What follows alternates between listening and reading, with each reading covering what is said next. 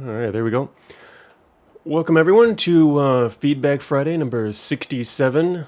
We're going to be playing a new game today. I don't think I've streamed any of these before. So on RoguelikeDev, the subreddit that I help operate, we have an event where devs can submit games to play for others to playtest and give some feedback. And I normally give feedback for these, but I normally play it on my own and just give text-based feedback.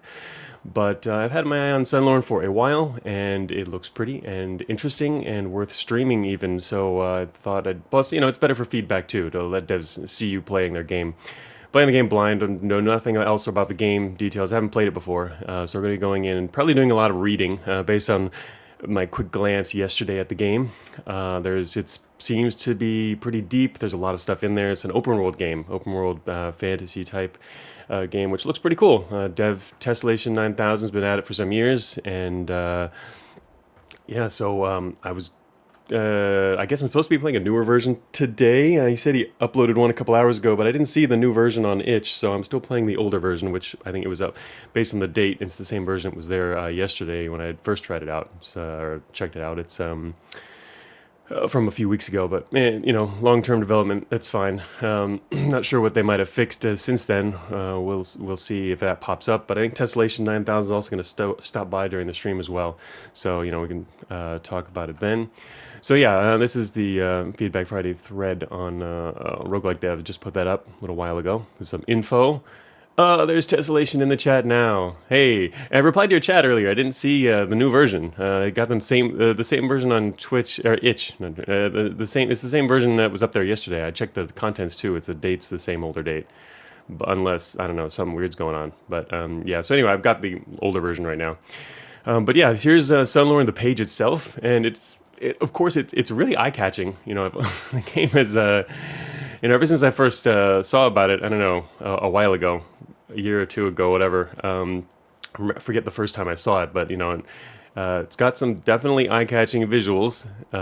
Looks like it's got a lot of variety across the game, so that's cool. Going for it. We'll see how that plays out in reality, because I have not played it. I've just been following it, slowly for a while, and you look at all these different places. Tessellation says they uploaded at 7:18. Yeah, I mean, I just checked it like literally minutes before the stream started. It's this same old version. I see. There was a bug with NPC behavior. They got fixated on lanterns and torches. Is it because they look great? Because I mean, look, they look great. they're shining light all over the place. I like the mood. I think I saw a comment on the itch page too. People were liking the lighting on that. It's kind of an controversial issue, I think, in roguelikes. It makes it look really cool, but then it can sometimes make it a little harder to see certain things. But having gradual FOV type stuff or lighting situations. But we'll see how that plays out when they're in there actually doing it. But we'll see. I mean, to be honest, since this is the first time I've actually played it and know nothing about how to play it, I'm sure we're going to be spending quite a while reading anyway. But if it turns out to be in a good enough state and really cool, then I look forward to maybe stream it more than once too. We'll see how it turns out, because if it's already got enough stuff in there to explore. But yeah, so for today we've at least got a good few hours to go through the basics here. So I am going to 1 second here, get that started. All right, I had to do that. Switch to that window. Okay, so got the 2.7 build here, starting it up. There's a little startup screen here.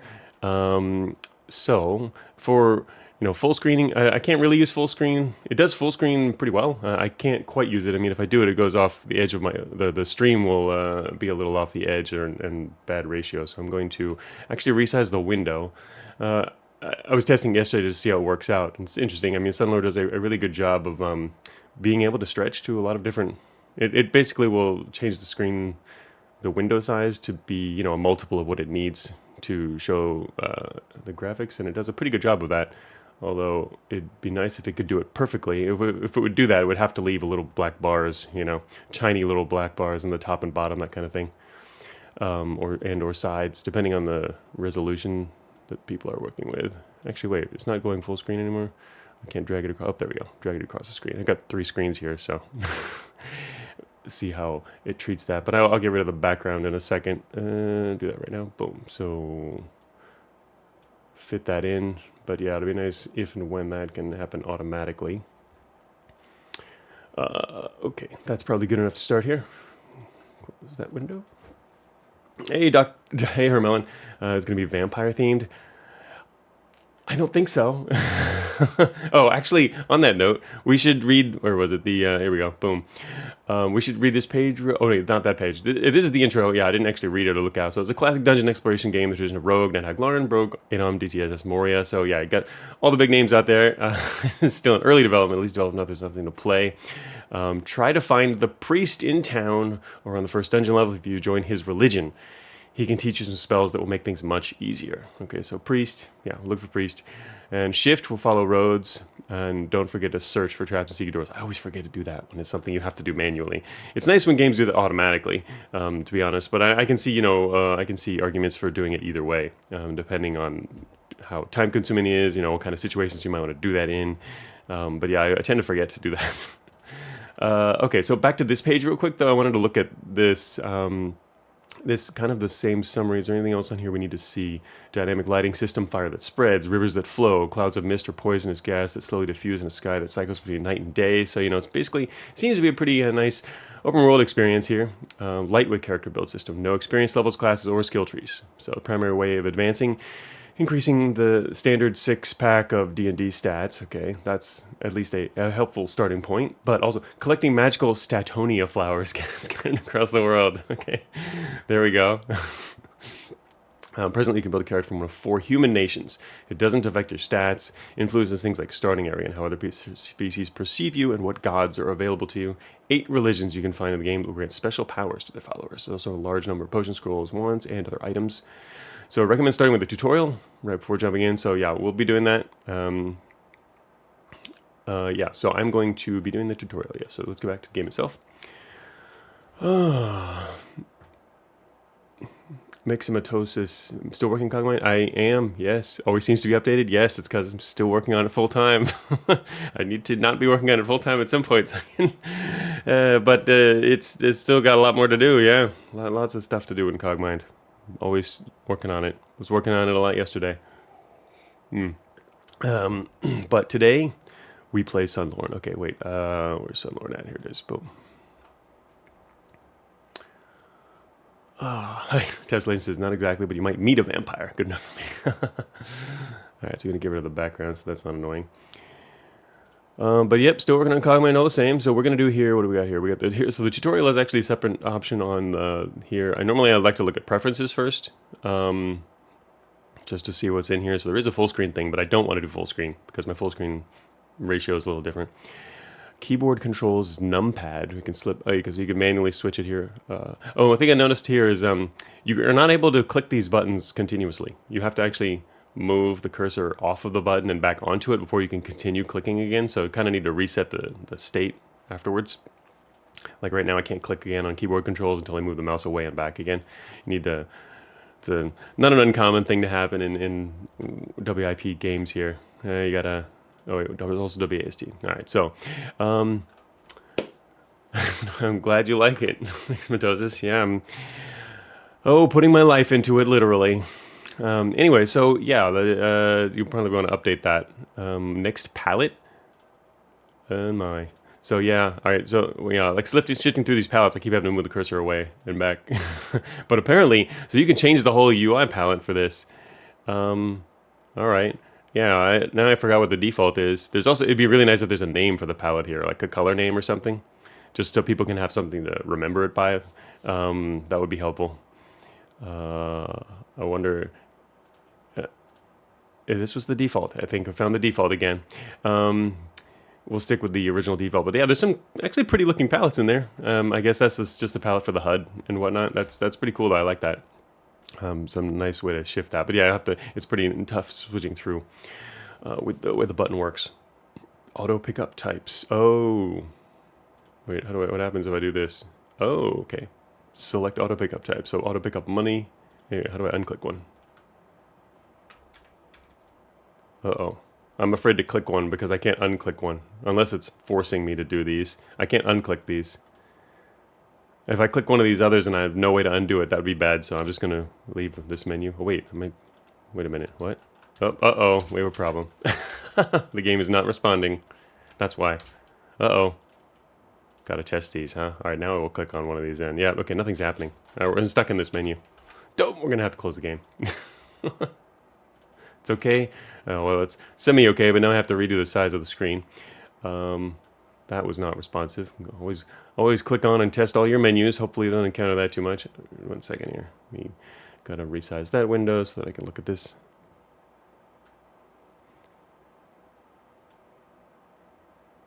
Alright, we're gonna be doing a lot of reading in the tutorial shortly. Alright, that size. Oh no, wow. Yes. Always click and test on everything. You know, one of the things I do too, you know, I don't wait at all when I'm working on my game, you know, in Cogmind or any software I'm working on or anything. I don't wait to test things unless I have to make a full list of everything I'm going to test, and or literally just test things immediately. Immediate compile and test of everything in the window, or even if I make small changes, and normally testing quite a lot. Have it never happened to you before? Yeah, different people playing your game will do that too. About what's on here? Here we go. All right, so here we go. Powered up a barelib terminal. So that's also, this is kind of interesting. Why do you have a backspace to go back and a return to continue? Is that different? They're the same thing. It looks like they do the same thing, but only some of these pages have a backspace on them. Probably could just say escape or whatever, because escape works too. Returning anyway, but barelib terminal, so that's a common roguelike engine platform to work with, and there's tutorials for that on RoguelikeDev. All right, so we've finished going through the basics. We're going to do the tutorial then. Just looking right on my window over here. More or less. See, the bottom's a little tiny bit cut off. It's fine.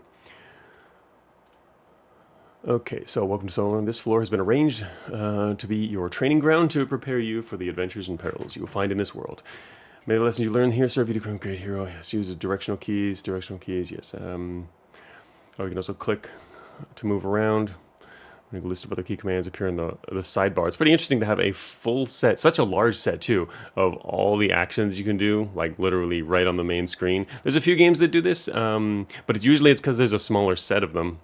Certainly see a lot in 7DRLs because you really want to be able to people to be able to get into the game and play it as quickly and easily as possible. You know, but for a large game like this, it's unusual to see the full set out there. But I mean, I can see advantages to that, and also it could be something that you could like change later to regain this space for other uses later or whatever. Since you don't really necessarily need to occupy the screen space with all these things that players will know once you're into it, right? Anyway, yeah. So we got the whole list over here.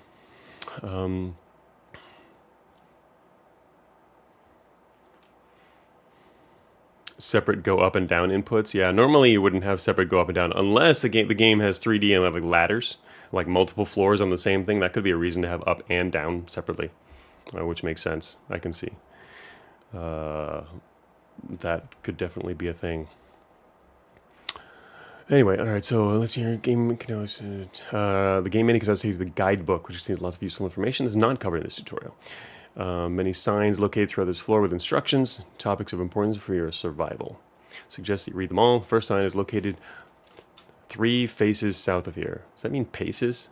Just curious. Does that mean 3 paces south of here? As in like maybe 3 spaces? Okay, so what do we got here? So I can't actually see... Oh. I can right click on this. What is that? I'm just like clicking on stuff here. Command. Call allies. General commands. Yes. Okay. I can get this right-click menu anywhere. It's like a right-click context menu that pops up here. Not just for stairs. Says tessellation. Yeah. So it makes sense. It could be for ladders and whatnot. It makes sense. All right. So this thing we're gonna go read it, I guess. Wait. Three paces south of here. How do I? We can operate it. I see this lit up here, so it tells you what you can do. Obviously, one of the advantages here. What if I press right click on there? Yeah, if you right click on it, you get the context menu as well. Operate Most of the floor is completely dark, but you can light your way using the lamp on the pedestal to the west. I suggest that you pick up the lamp and use the apply item command to turn it on. The lamp will eventually run out of fuel, but maybe you can find some more oil as you go. You can check what you're carrying at any time by using the inventory command and see additional details about any item by selecting it from the inventory window. And there, yeah, the shift movement, telling you about shift running, as in pretty typical for roguelikes. Okay, you can try this while passing through the corridors. Yeah, all right. So one thing I would suggest, just really quickly about these blocks of text that make it a lot harder to read, is the lack of line spacing. It'd be really cool if there was more space between the lines, because right now you have a lot less space between the lines than letters. So the text looks really cramped. I like the font. It's, you know, I always love fonts like this, but it means ideally you could add a little more space between them, which could mean reducing the letter size, basically.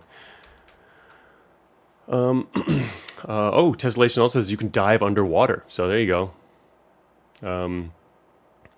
Diving underwater. Also, if this is an open world game, I mean, we were talking about ladders, you know, going up and down maybe like a building or something like that. I mean, if that's a thing, that would be like 3D, but apparently you can dive underwater with it too. That's another thing. So anyway, so lamp, wait, so can I actually look at stuff in here? Anyway, let's use the keyboard here for a second here. Okay. Oh yeah, I mean, actually this is the whole list here on the right side of what's there is. So,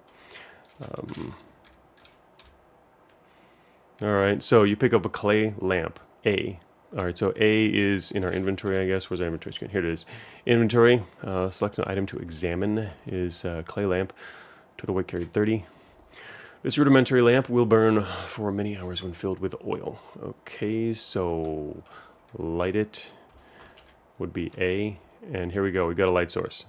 Hey, there's a dude over here. Who's this guy? The statue is immovable. Okay, oh, that's right. I need to get used to looking over here on the right side. I do like how the path, this bar here, is that allowing us to cheat? No, it's not. It's actually showing the path based on what exactly is the movement path based exactly on what we assume everything is clear. So good, we're not cheating. But yeah, I like how the line disappears once you're doing other actions elsewhere without your mouse. So that's good. All right, and oh wait, what was that? Is there some standing on it? A fountain. Oh, so this is a fountain. If I'm oh, interesting. If you're standing on the fountain, it doesn't appear in the item list on the right side because it's technically not visible there. What would you like to use? No, I was curious about the fountain. Look at examine. You are on a fountain. Okay, so examine is X mode. Basically, the statue has been masterfully sculpted to appear very lifelike. Yeah, so you don't actually get those kinds of descriptions with the mouse, though. You have to use the examine. Alright, what if I press examine on the mouse? Okay, you can do that. If you can go into an examine mode, and the mouse allows you to just look at stuff like that. Yeah. You have a movement penalty. Here's another sign, so yeah. Signpost. Try the mouse wheel to switch modes. Mouse wheel? Switch mode. Oh, whoa. What is that? What is... I see, though. That's so I'm assuming this is a targeting mode. Yeah, targeting info. That's interesting with the animation going there. I don't know if I like the animation, but just because it's a little... I like the little target at the end. But yeah, interesting. Okay. What have I got here now? So, and this is explore mode. Yeah. Okay, that's good to know. Yeah, for the mouse wheel, very helpful. So this is the general moving mode, and then you can switch to the other mode. Are they in order? Yeah. Up would be examine mode for looking around, and then back down for movement. Targeting is the other way. Okay. Yeah, that'll be helpful for quickly looking at a lot of different things around rather than using the keyboard examine mode. Of course, yeah. All right. Okay, so we got that. Let's go to... Actually, what if I can't do that? All right. See a signpost. Operate. If you ever wonder what the things you see on the screen are, you can use the examine command. Right. Okay. Right. Let's tell me what we were just looking at. Yeah. Identify what we see in the room. Yeah. Got it. Good. Okay. So here's that. We're suggesting we can use the the shift movement in here. So to follow corridors. So yeah. Running. running movement. Okay. What is this? Grass. Okay, that's grass. We're looking at a trail through the grass. And here's another sign.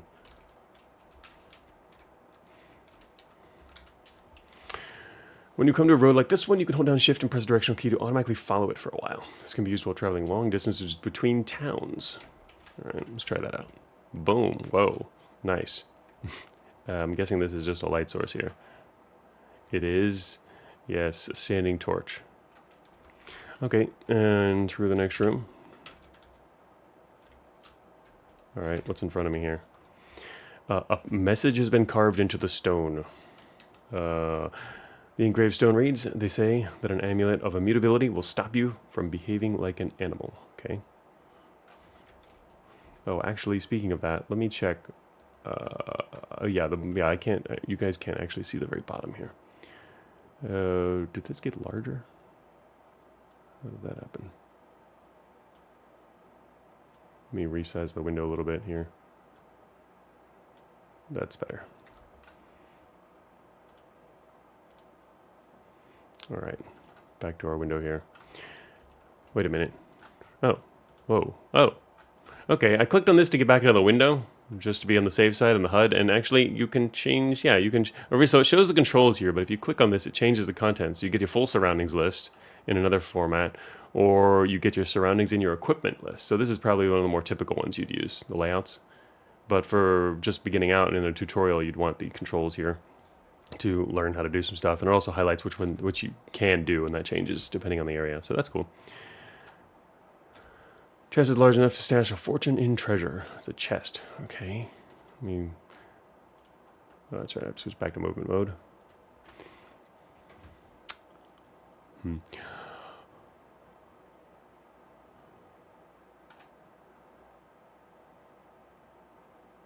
Sorry, just thinking about something there. Okay.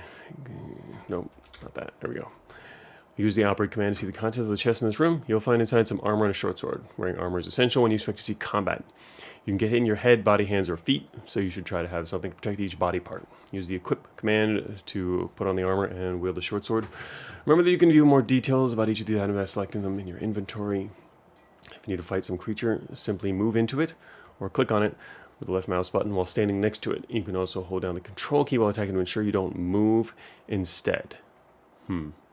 This can come in handy if you ever need to face an unseen adversary. Okay. Once you're prepared, go and see what's behind the door to the west. Probably an enemy.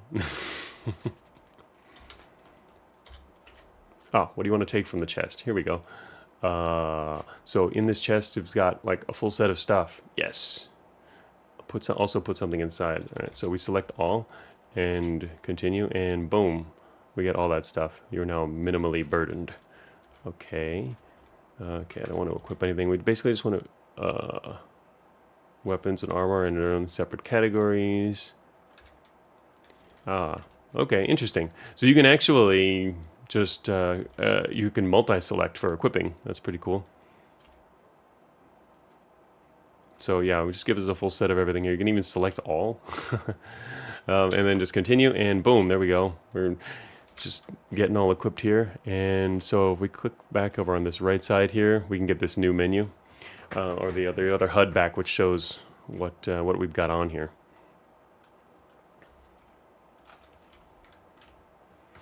And that's enough for this room then. All right, looks like an enemy, a carrion worm. Okay, cool. So when you've got your cursor over these guys too, it highlights them on the map as well. It's useful. And you can click on this for info. Exploded worm greedily feasts on the remains of the assortment of creatures. Yeah, I can clearly see clearly in darkness. Okay.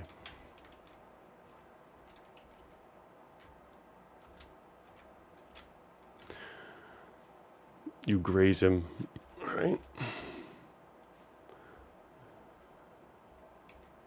He doesn't want to come after us.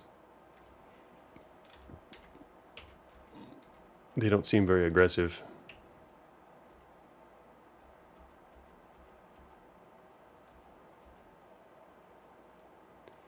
Bites you. Your blow glances off your leather gloves. Okay. Carrion worm corpse. Kill him. Nice bright green message there. Another chest. In this check's next to the sign, I found a crossbow with some bronze bolts. Crossbows are powerful range weapons, to be ranged, missing a D. Great for puncturing armor. You don't need puncturing through armor. Although they can be fired very quickly, they are very slow to reload, which must be done after every shot. Because of this, common tactic is to fire, then take cover to reload after you equip the crossbow it uses. Alright, that's interesting. Use the same command to fire the crossbow. Don't need to spend time reloading for bows and slings. Okay. Dexterity score. With a bow or a sling, strength helps you get more range. Maybe your target's waiting for you in the next room. Alright, so basically just a little test here to, get us, how many do you want to take? Enter equals all. Okay, give them all. Alright, so equip a crossbow. Alright, so I guess I also have to equip the bolts then. You will now use 20 bronze bolts to fire from your crossbow. Okay. Is it ready to fire? I'm going to click on this again here. No, wait. This. There we go. Crossbow and no secondary weapon.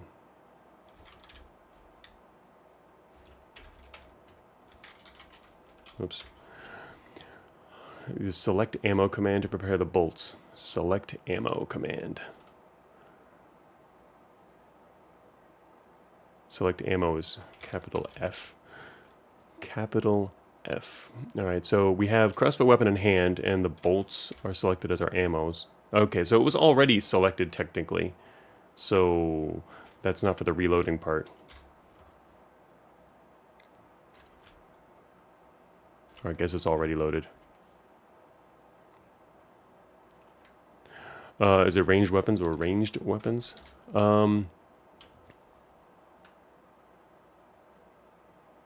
Normally, for this word here, you'd normally say ranged weapons, not range.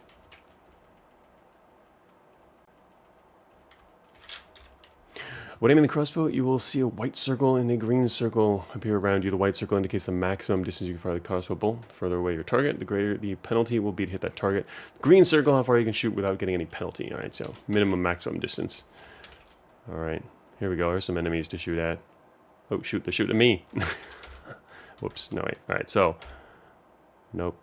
I'm just taking damage. Alright. Fire and reload. Oh, there we go. Okay, we got firing. There's our firing circles. I do like me some circles. I look like I'm shooting them with a machine gun now. Okay. So, Goblin Slinger, and I just press enter on them, and okay, it looks like there's a bolt on the ground now. And they were throwing rocks at me, so yeah. There are rocks on the ground right here as well. Stone wall to the east.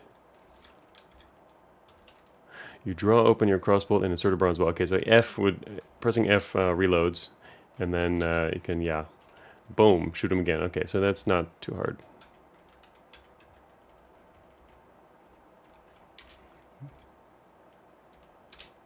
Yeah, so for crossbows, you just have to take the extra turn to fire. And he is dead. There we go. Okay, a new weapon here. Might have a few cuts and bruises. Actually, our HP is back to max. We did take some hits, but I guess it's recovering too. A drink from the fountain here, which will magically heal your wounds, but take caution about drinking from other unknown fountains you've come across. Some of them have very harmful effects. I see. So yeah, fountain here, and so with this, we can... You're unaffected. You drink water from the fountain. Okay.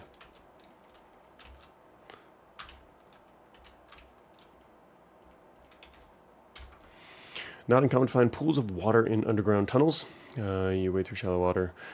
You swim through deep water. But be warned, dangerous creatures are often hiding below the surface of underground pools. It's usually best to skirt across the water as quickly as possible. What's more, humans generally swim much more slowly than they walk, and any equipment they're carrying will be much more cumbersome while swimming. Okay. Just a little bit of info there. Alas, the door is locked. The key must be somewhere close. You could try searching the bottom of the pool, but you'll quickly see a problem if you dive into the water. Your lamp will go out, leaving you in the dark. But you could just drop your lit lamp by the edge of the water and then dive under. Use the go down command while swimming to submerge yourself. Oh, that's cool. All right, so if we go here and press D to drop our lit lamp, there it is. It remains a light source on the ground, so that's cool. Light source on the ground, and we're over here in the water where you start swimming. Okay, we're swimming now, so we're gonna go down, boom, into the water. Can I go down further? No, you're already underwater. Okay, so down one level, one depth only. All right, down. Can't see down into that corner. Do I have to search? Your search reveals nothing. Nothing.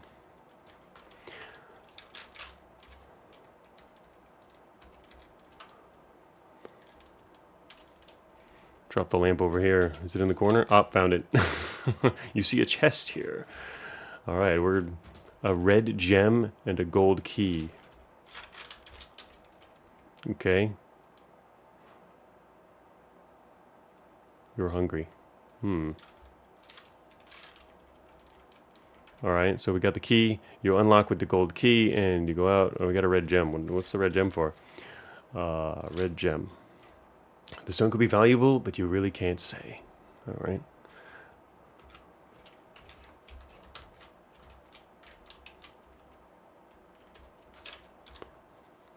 Beware, this room is filled with deadly traps. I recommend use the search command very liberally as you cross this room, lest you be crushed, impaled, or poisoned. Your success at finding things while searching depends on your wisdom score. Your search reveals nothing. Ooh, wow. That was like right next to that trap. Found a pressure plate. Wow. Yeah, well, this tutorial, we got a lot of time, so hold on. I think you might get hungry, right? I'm currently I'm currently hunger. I wonder if is there a Y missing, or is there something else going on in this block? I think I'm supposed to be hungry, not a hunger. Alright, there's a statue down there. Okay, we will continue to search. I'm just gonna get really hungry in here and die of hunger. This one here is just a rock, ain't it? Yeah. Tesla says I just wanted to keep it to 5 letters, but there's an extra space here. I don't get it. Are you just joking? A lot of traps. I guess I could look around at these traps. Well, it's like unseen mechanism. Okay, so yeah, there's a bunch of... So these are the mechanisms and falling rock trap. Okay, so you can spot the mechanisms and the traps separately.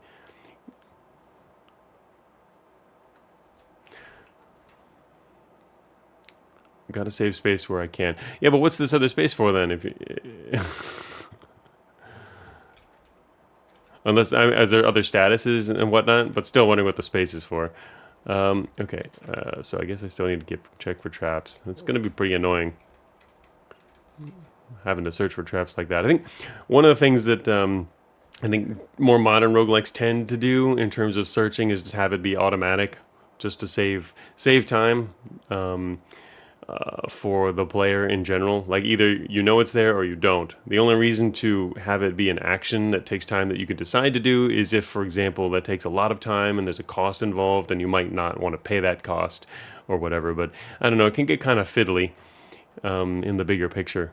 I think one of the interesting things, that's one game, and there's multiple that do it, but one example is like Zorbus, which we've played before here in my channel, which just automatically handles it. You either, based on your stats, you either know something is there or you don't. You're not going to know it no matter how, how good or how long you wait. If your stats aren't high enough to identify it, it just saves a lot of time, and you can focus more on play rather than that. But if the action is important for some other reason. Anyway, also this is covering the edge of the window here, which is kind of funky. Just noticed that. A loose stone on a rock.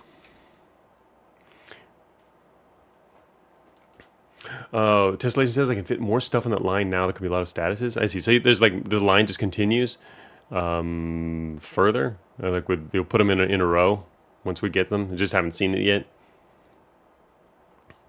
That would make sense once there's more there. Although it also seems like vertically you'll end up with some extra space. Like it doesn't have to be one line only anyway. Alright, let's see where the tutorial takes us. A few businesses have been set up in this tunnel. If you found the red stone in the chest with the key, you can try to sell it to the treasure dealer in the first room to get some coins. Use the interact command while standing next to him to find the option to sell the stone. After that, you can go into the shop next door to buy a fire kit. A fire kit is an essential item to have since you'll often need to stop and cook something to eat. Oh, okay. Pick up the fire kit and interact with the shopkeeper. Okay, so in this game, shops are actually the interactive kind. You may choose to deposit any remaining money you have at the bank at the end of the tunnel. I do not recommend that you try to steal any items from the shop, since the guards outside are well armed. While you're here, you should try chatting with some of these people. Some of them might know some useful information. Alright. Really bash the treasure dealer. No. Don't want to bash the treasure dealer. I just wanted to say hi. Stone coffer. A warrior. Oh, I see.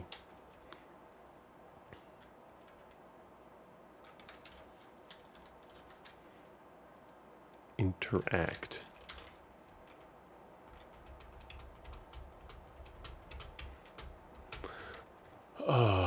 Ask to identify items. So the treasure dealer. Steal item. Sell items. Chat with him. She tells you that there is an old haunted graveyard to the north. I just came from the north. I didn't see a graveyard up there. Okay. No, I don't want to do that. I want to chat with this guy. Which direction? Interact. Chat. He tells you that a group of goblins have fortified themselves on a hill to the east. It seems like, I don't know, maybe there'd be quotes here around what they tell you instead of capitalizing it in the middle of this sentence or whatever. It's kind of an interesting way to do that. I haven't seen it done that way before. Alright, didn't it say there was a shop to the south? It is a treasure dealer.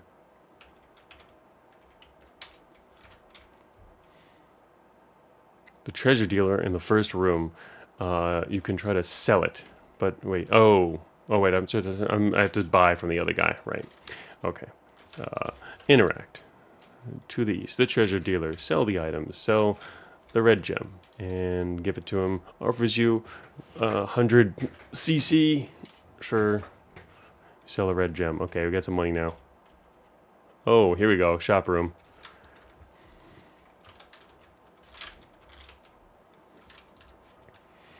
He tells you the amulet. Wait, this one's not capitalized here. I was assuming everything that people tell you are capitalized at the beginning of that for some reason, but it's not here.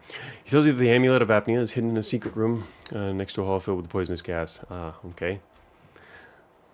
So yeah, apparently from what I read, that the game does generate lots of basically different kinds of just quests and goals for your run and whatnot. So I guess you can also get information about that from other people. Okay, so in this room, we can actually just look around. Well, all these are chaos orb. It might be better off shoved deep in an anomaly somewhere. Elaborate staff, enough sacred artifacts stuck to it, you could vanquish a beam. Platinum pyramid is about 8 inches on a side. A lot of crazy items in here. The Eye of Larn, jewel encrusted egg, amulet of Yendor. So apparently this tutorial store's got like everything here. Bunch of famous stuff. There's the Orb of Zot. Famous stuff from a bunch of other games. And there's a regular old fire kit. So there's a bunch of amazing stuff, but there's also a fire kit. Okay, so we're gonna go over here. We can take the fire kit. He tells you that the fire kit will cost 20, and so if we go over here and then interact, we can pay, purchase, yes. There we go. Alright, so we get a fire kit. Chat with this fellow. Oh wait, I keep pressing C to chat. I have to press I before I can press C. Overall, just first impression, and it seems like there's a lot of maybe extra buttons more than are necessary for interacting with different stuff. But I don't know how much it could be simplified. Obviously, you have to be pretty familiar with the full breadth of all the things that are possible to see whether something can actually be simplified or not. Because it does give you more flexibility when you have a lot of different commands for stuff. So this person has no interesting news. You may have noticed the creatures in the tunnel have health bars of different colors from the first creatures you met. No, I actually did not notice that. Thank you for telling me, but here we go on the right side here. There's different colors. The colors represent the creature's disposition towards you. Okay, so that makes sense. See, there's creatures in the guidebook. All right, so yeah, anyway, green, I guess they're good with us. Oh, this is another room over here. So, chat with this dude to the left. Nothing interesting. Okay. That person has nothing interesting to say either. Wait a minute, is that a chest on the ground? Stone coffer. Are they going to get mad if I steal something from there? Yeah, it's a tutorial. People keep blocking me. Stone coffer. Stone coffer's empty. You want to put something in? Ah, okay. No, don't want to put anything in. Growing among the grass here is a rare iridescent Statonia flower. These valuable enchanted flowers have the power to improve your attributes. In fact, finding these flowers is the primary way for you to grow more powerful. Ah, so gotta look out for these pink flower things here. You see an iridescent flower there. Okay, so I can pick it up. Okay, you just pick it up and then automatically, when you pick it, it immediately gives you a list of things you can improve. You can see on the top right, there's our stats there, so we can just improve our increase our strength. Our burden just dropped now to a minimal, and we have extra strength.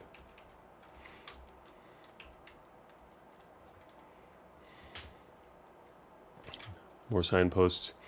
Now is a good time for you to stop and find something to eat. There are a few rabbits around here that you could hunt using your crossbow. Once you've killed a rabbit, you can stand over its body and use the operate command to butcher it. You could also just pick it up and use the apply item command to do the same thing. Do not try to eat raw meat. That will make you very sick and won't ease your hunger much. Instead, you could gather sticks scattered around here to build a fire. You could build a fire almost anywhere. But if you ever do this in a forest, please look for a fire pit to use, or else the fire could spread out of control. Good. Once the fire is going, stand next to it and try to apply a piece of raw meat, and soon you'll have a tasty meal. Alright. There's a chest here. What's in here? Ah, salt? Also, salt is measured in handfuls. How many handfuls of salt do you wish to take? That's funny.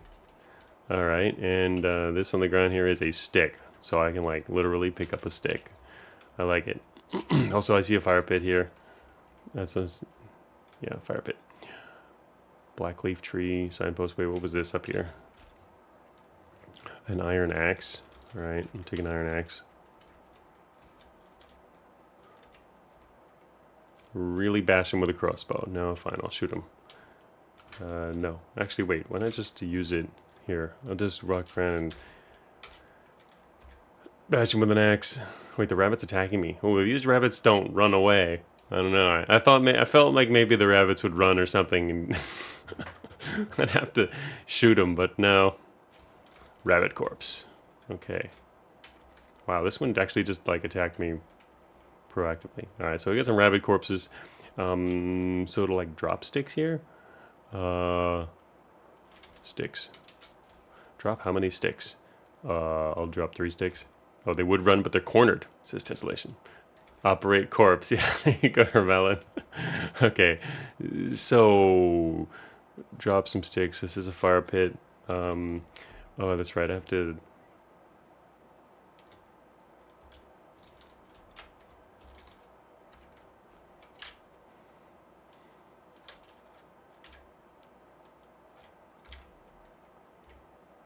Boom. 3 sticks are consumed in the fire. There we go. Okay, so rabbit corpse, butcher the rabbit corpse. Yes, but you finished butchering it. So what did that give us in our inventory here? Armor, potions, edibles. Ah, there we go. Piece of raw meat. Okay, so now we take, you apply the piece of raw meat. Wait. No, I don't want to do that. Wait a minute, is the fire out already? What? It burned for like no time at all. Oh, I guess the butchering took a while though.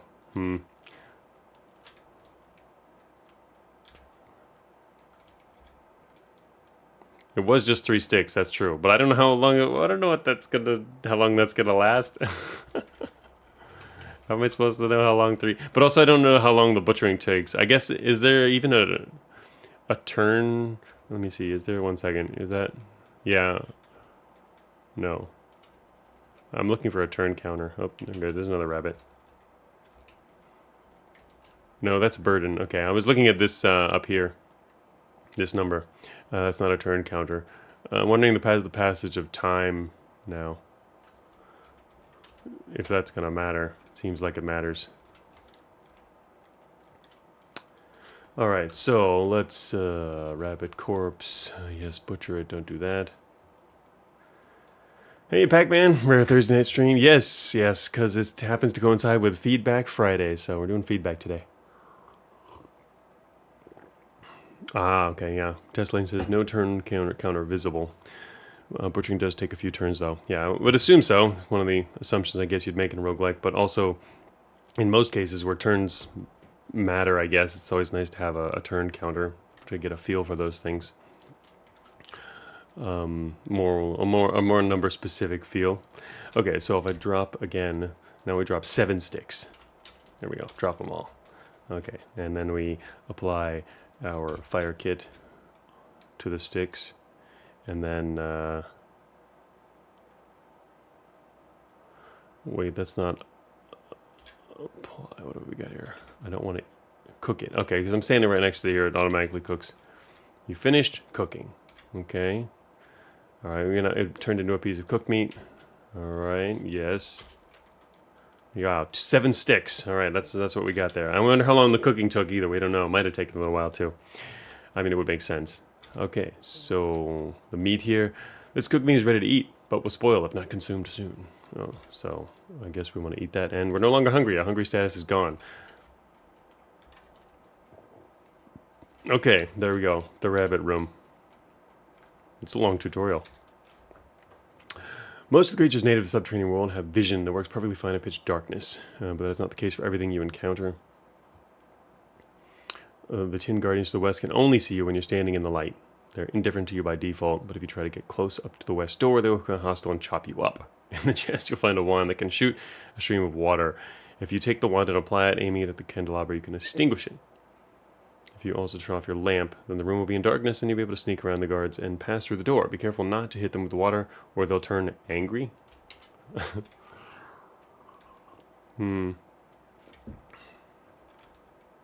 Alright. Oh, alright, I was in the chest here. Here we go. A platinum wand. Give me the platinum wand. Careful not to hit them. Alright. Okay, so for this...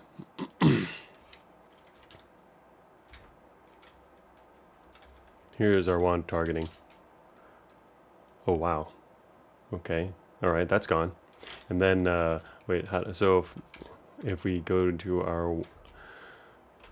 Oh, lit clay lamp is L. You extinguish it. Boom. You open the door. Alright, so we're in pitch dark now. Alright. I wonder how much does it have? Let me check. Oh, where's our lamp, our lit clay lamp here. Boom. Burn with many hours when filled with oil. So there's actually, it said it'll run out of oil, but I don't see any kind of counter or anything like that. So it's another one of those things we just don't have the number for. It just will happen suddenly sometime. That was a whole spray of water. Yeah, I was surprised. I thought it was gonna be like just, you know, a direct water thing there. I guess that might be just the animation though, because to be honest, when I saw that Tin Guardian there, I was like, oh no, am I actually spraying him too? Yes, Tessellation says you'll get hints when it runs low. Guess again, it's, you know, it's whether or not you want to give specific details. That it appears to be a dead end, but to be sure, search around for a while. All right, so search for secret doors. Here we go, secret door. No, stone panel.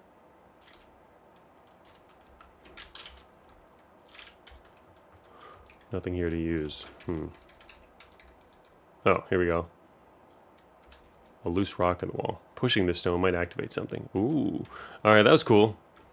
There we go. Pestilence bats. It activated the pestilence bats. Bites you very hard. Infects you with a terrible disease. Uh-oh. It's now running away.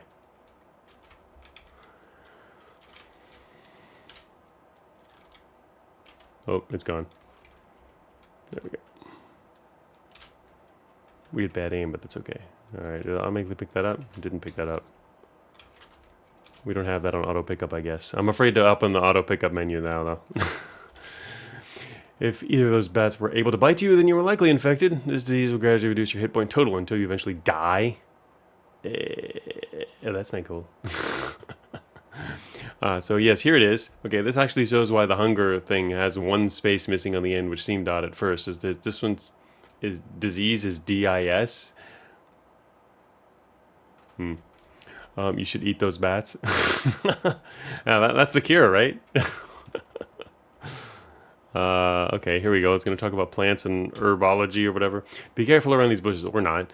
There could be something hiding behind them waiting to ambush you, but you might find them first using the search command. If you ever need to hide from something, you can also get behind these bushes, but you would need to put out your lamp to be unseen. Cool. I like that.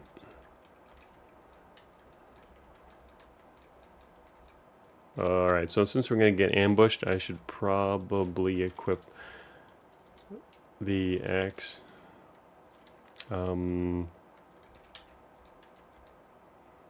Stalk of milkweed.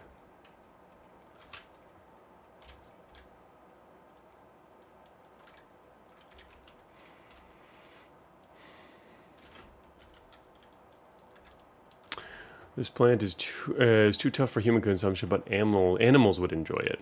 Oh, milkweed. Okay. That tutorial gives you terminal disease and no cure. That's hardcore. Says Merlin. Yeah, you can see it here. There it is. Boom. We've lost one of our max hit points there, and we've now got a green end to our hit points there. That sucks. All right.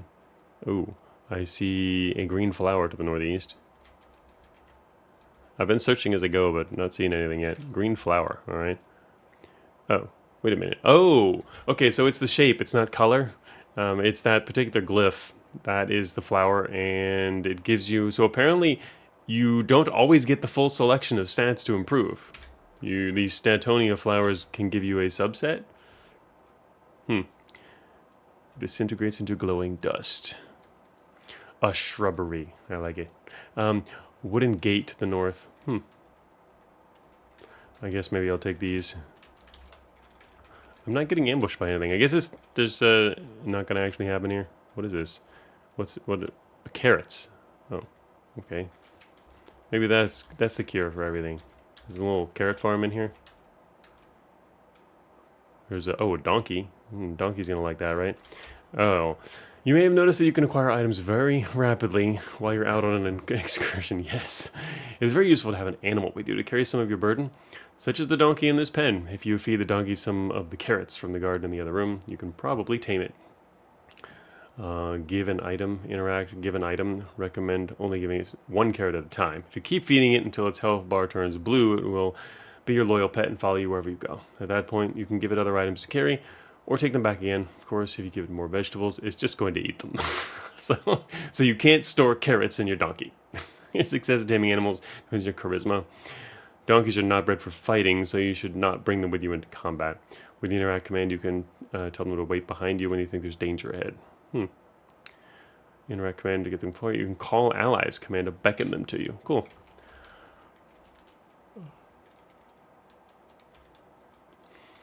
Alright, so if I interact here and give an item to this donkey, what do we got here? Edibles down there, carrots. Give him a carrot. Boom. Alright, don't give him all the carrots. One carrot. Oh, enter equals 1. It's automatically giving us the right number there. Okay,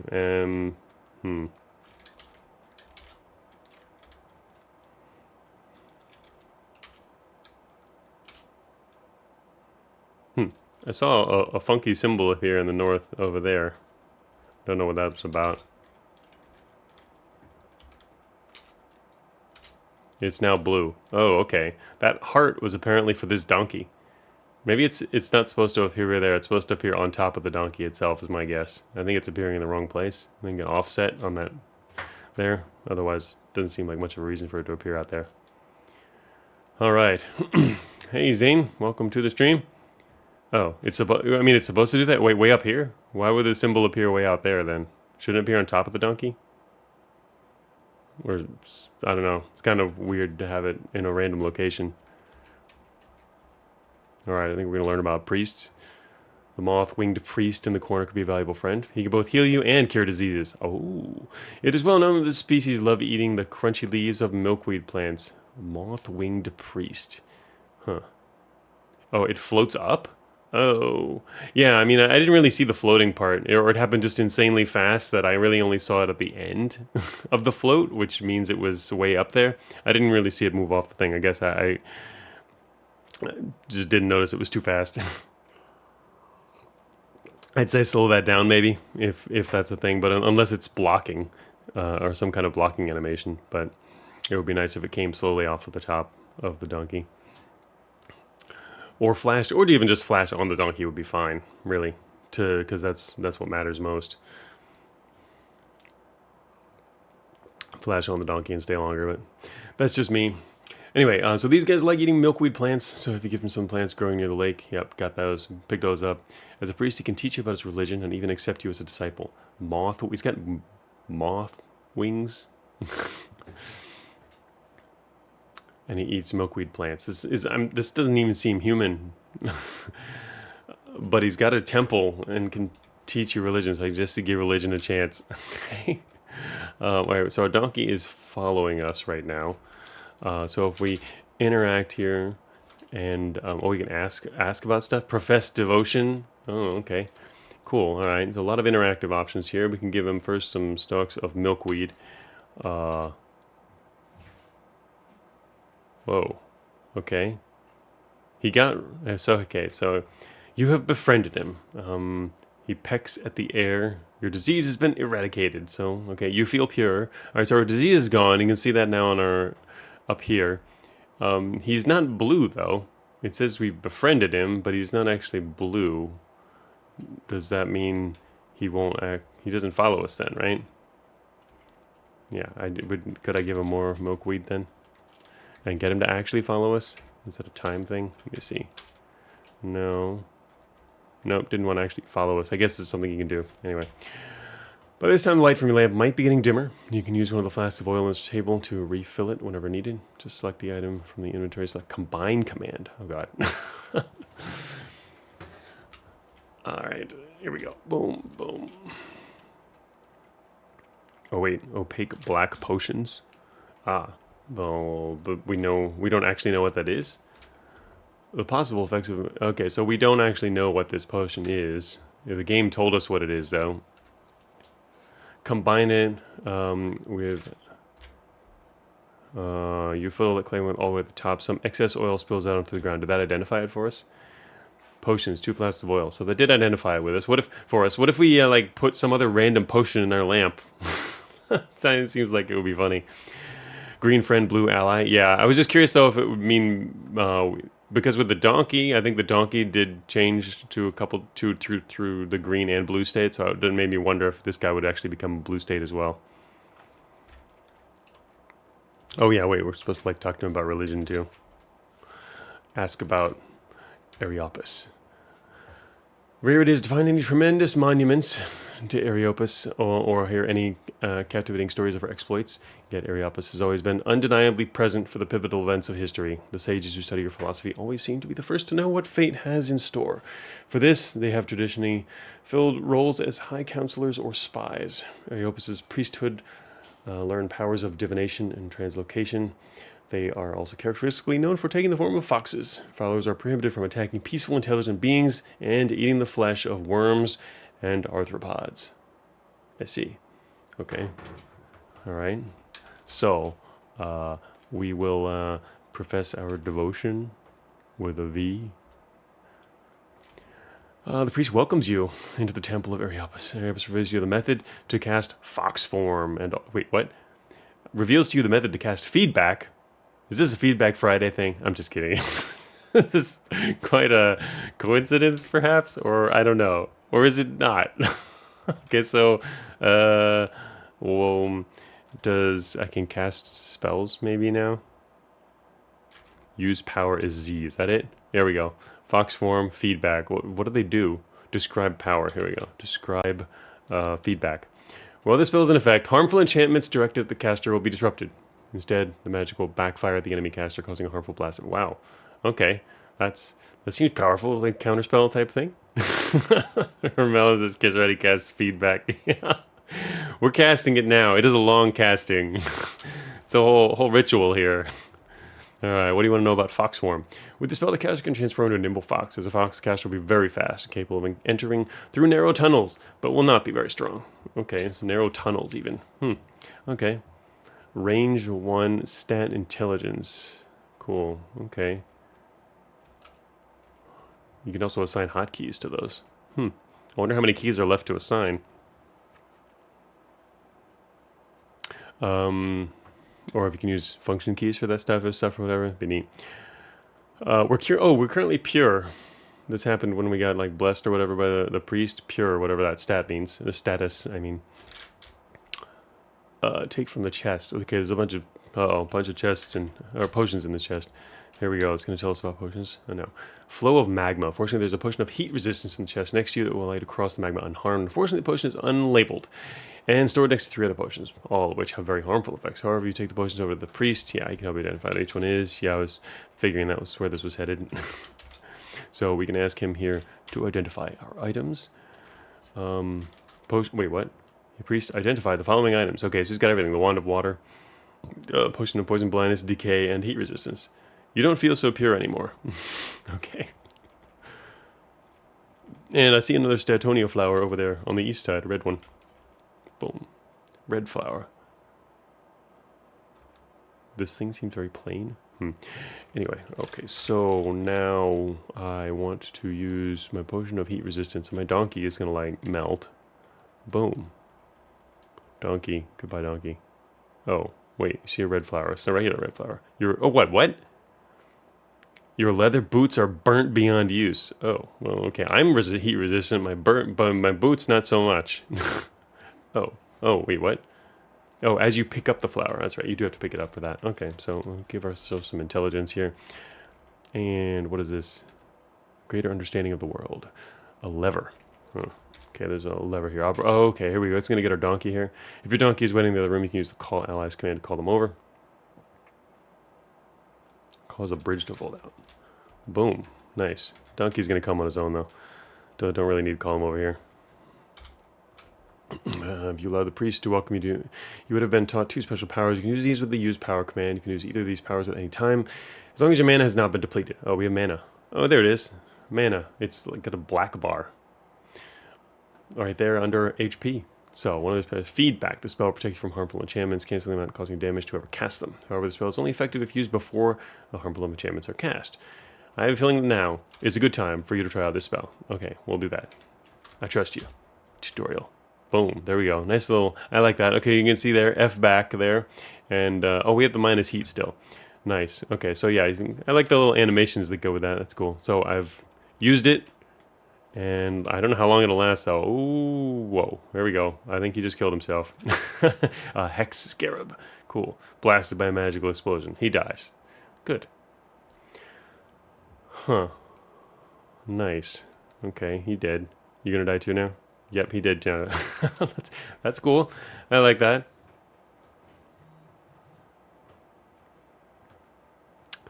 To the west is a narrow tunnel, too small for you to crawl through. If you shine your lamp closely, you'll see there's a key laying on the other end. You'll need this to open the door beside the tunnel. What the powers is, yeah, the fox. So now we want to use... You can remain as a fox as long as you want, or change back into human form. Ah, okay, cool.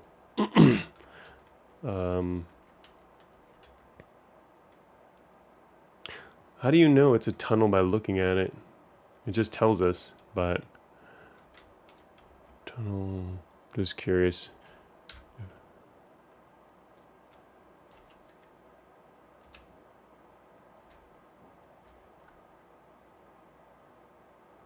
I guess it might be that.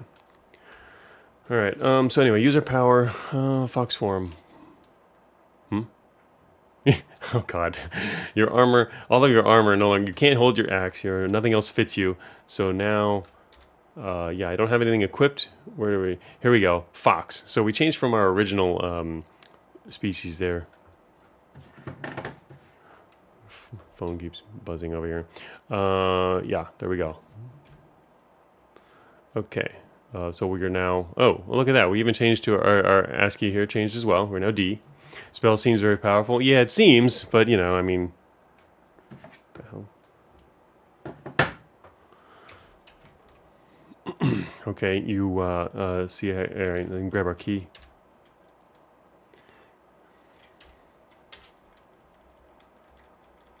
Okay, and we can change back at any time.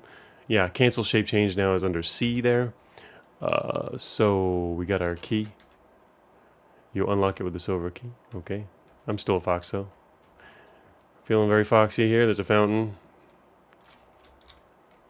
The only way to continue on this course is to pass through an underwater tunnel connected to the pool to the north. The pool contains a vicious eel you'll have to fight past. But fighting underwater is entirely different from fighting on land. There will be a few items inside the chest that will help you. Swinging weapons are nearly useless underwater, but you'll find a spear in this chest that will function much better. Heavy armor, or any excess equipment for that matter, will slow you down considerably in the water. Additionally, any iron or steel equipment you wear will rust over time. You'll find a lightweight alternative in the chest that's better suited to underwater combat. The final object you'll find is something called a glow pod. These squishy, transparent bulbs grow naturally at the bottom of underground lakes. When squeezed, the chemicals inside will irradiate, providing you with a short-lasting light source. Short-lasting sounds kind of scary. Going down into deep water with these things and, like, run out. Let's see. Providing with the advantage of this is that you can take it with you underwater, where you can't use a lamp or torches. My healing fountain that can't follow you onto land. Okay. If the fight goes poorly. Right. So I probably want to cancel my shape change. You transform back into a Tikwatlaka man. Alright. Bone spear, shell armor. Okay. And a clear pod. So for here we would put on our bone spear. And I like the fact that you can select a bunch of things at once to equip shell armor. And yeah. Our minus heat is now flashing on the right there, which means I guess it's going to disappear soon.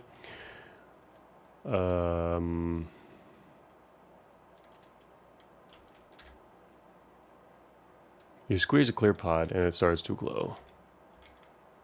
Oh wait, I'm supposed to go down here. Where you are? Yeah, where you at, eel? There you are. Donkey is like swimming around too. The feedback enchantment is running out. Oh, there goes feedback. So that's a fair amount of time. Dermelon area. Shell armor! Yes! Straight from Cogmind. You graze him. Getting hurt. Ooh, that hurt. Oof. Don't kill my donkey. Okay. Wait, what about our pod then? Alright,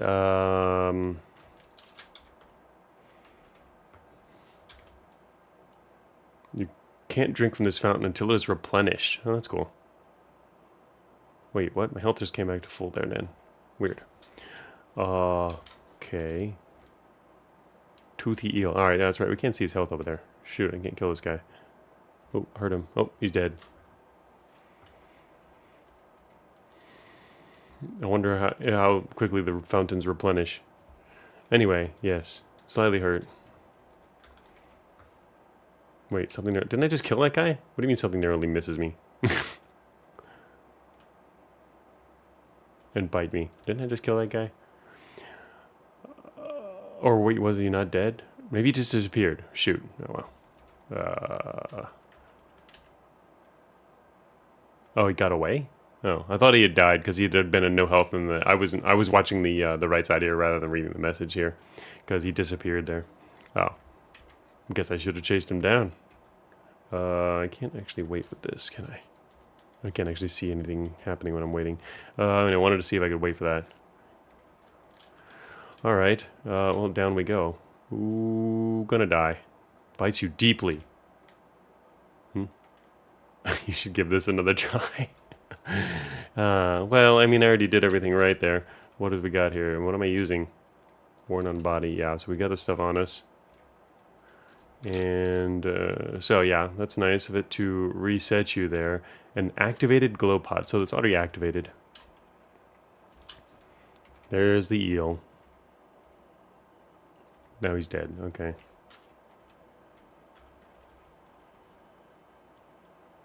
Take a deep breath of air. You're about to drown? Oh. Oh, okay. So it immediately surfaced automatically when we were... I wasn't watching for air or whatever. Alright, into the west here. This space is possible only by swimming underwater. Here we go. Nice. Okay, and there's, you can see our air there. I wasn't watching air. That's cool. We're on the surface now, and our donkey is like, where'd you go? Didn't try giving him anything. Looks like we're coming to the end finally. Warning, the room ahead has been pumped full of poisonous gas. The moment you open the door, it will flood the hallway and probably kill you. But maybe you've already heard something about this room. If it sounds familiar, open the game menu, and then check your journal. Oh, that. Uh-huh.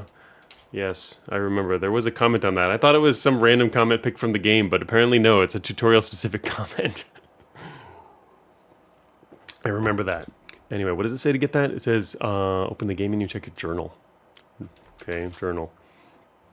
You have gathered the following information. So here we go. This is nice. It's a way to recount all the things you have learned. You were using the tutorial to learn how to play Sunlorn. You have gathered the following information. The amulet of apnea is hidden in a secret room next to a hall filled with poisonous gas. The lungs of the wearer of this amulet will be nourished magically, relieving them of the need to breathe. Okay. Alright, yeah, and there was the haunted graveyard, the mentioned group of goblins. Yeah, random stuff, but the other one is actually useful here, a secret room. But anyway, the point is, yes, look, I guess by secret room, doesn't that mean we can just, yeah, search? Loose rock. Boom. Oh, found you. A votive rack. Silver flower. Silver flower for giving us wisdom. And here, there's a pedestal with an amulet on it. Oh wait, the amulet's there. Whoops. Grab that. Pick up an Hamsa amulet here. Okay. Boom. You no longer feel the need to breathe.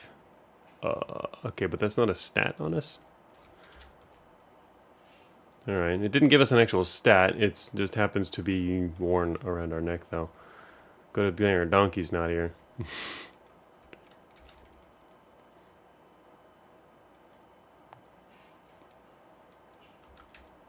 Tunnels that you can crawl through.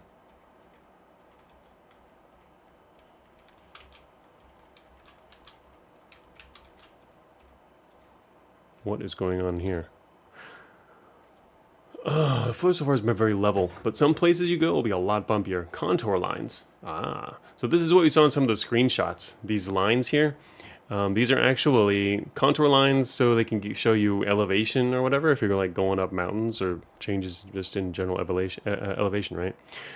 Indicate whether the area is higher or lower. Short lines point away from the contour lines. Okay, so yeah, these lines here. In the direction of the land slopes downwards. Okay, that's interesting. Moving downhill is much faster, missing a couple letters there, than moving over level ground. Moving uphill is much slower. Elevation will also affect your line of sight. You can see around to the other side of a hill, or you can't see around to the other side of the hill, but standing on top of the hill, you have a clear view looking down on all sides. The elevation affects both melee and ranged combat as well. Ranged combat. Oh, there it is again, yeah. It would be ranged. In either case, attacking from higher ground will give you a slight advantage, and attacking from lower ground will give you a slight disadvantage. There are some goblins. Oh, the goblins are real too. So that must mean the graveyard is real also. Wow, this is going to be a bit of a little journey here. But they are protected by a wooden palisade that they can fire rocks over. If you try to fire back from lower ground, 50% of your projectiles will be stopped by the palisade. But if you climb to the top of the nearby hill, you'll be able to rain down on them, yes. Don't forget to duck behind the hill when you need to reload your crossbow. Huh. Is reloading that slow? It's worth going back and then doing it and then coming back. Alright, so what's in here? More bolts. More bolts. Okay.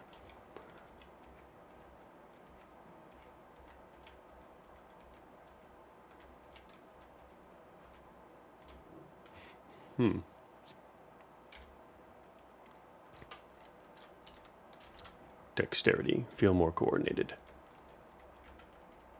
Okay, so here we go. We can see further. Oh, Goblin Slinger. Throwing stuff at us. Okay, so let us get ready for glorious combat with goblins on the other side of their wall here. Crossbow, and draw your crossbow. Alright, and what else we got here? What would you like to equip? Well, I would like to put back on my other armor. Yeah, just put on all that stuff. You can't wear broken leather boots. Wait, did it call them broken? Oh, it did. Oh, those are broken. Right, okay. Alright, so we don't have that. But if we go back here, oh, never mind, I won't use this menu, a little easier here. Yeah, we can see on the east, the right side here, much more clearly what we've got on. Oh, you can put your lamp back on? Oh yeah, that's true. I could do that. That's a little helpful there. Oh, these guys are slinging it.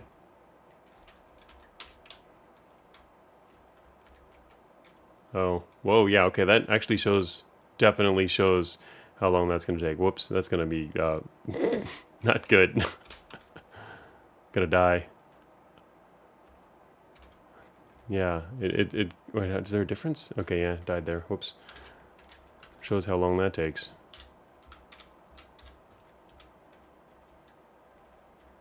Puts us back in the same state here, apparently. Crossbow, loaded crossbow, good.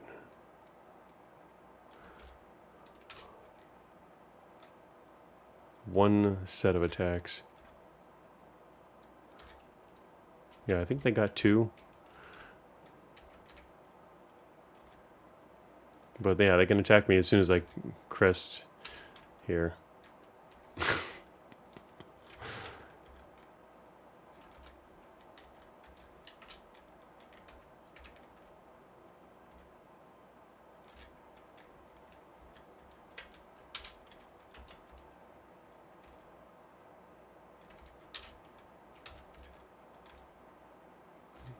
So it's only somewhat helpful going back like that. I normally wouldn't gonna die again.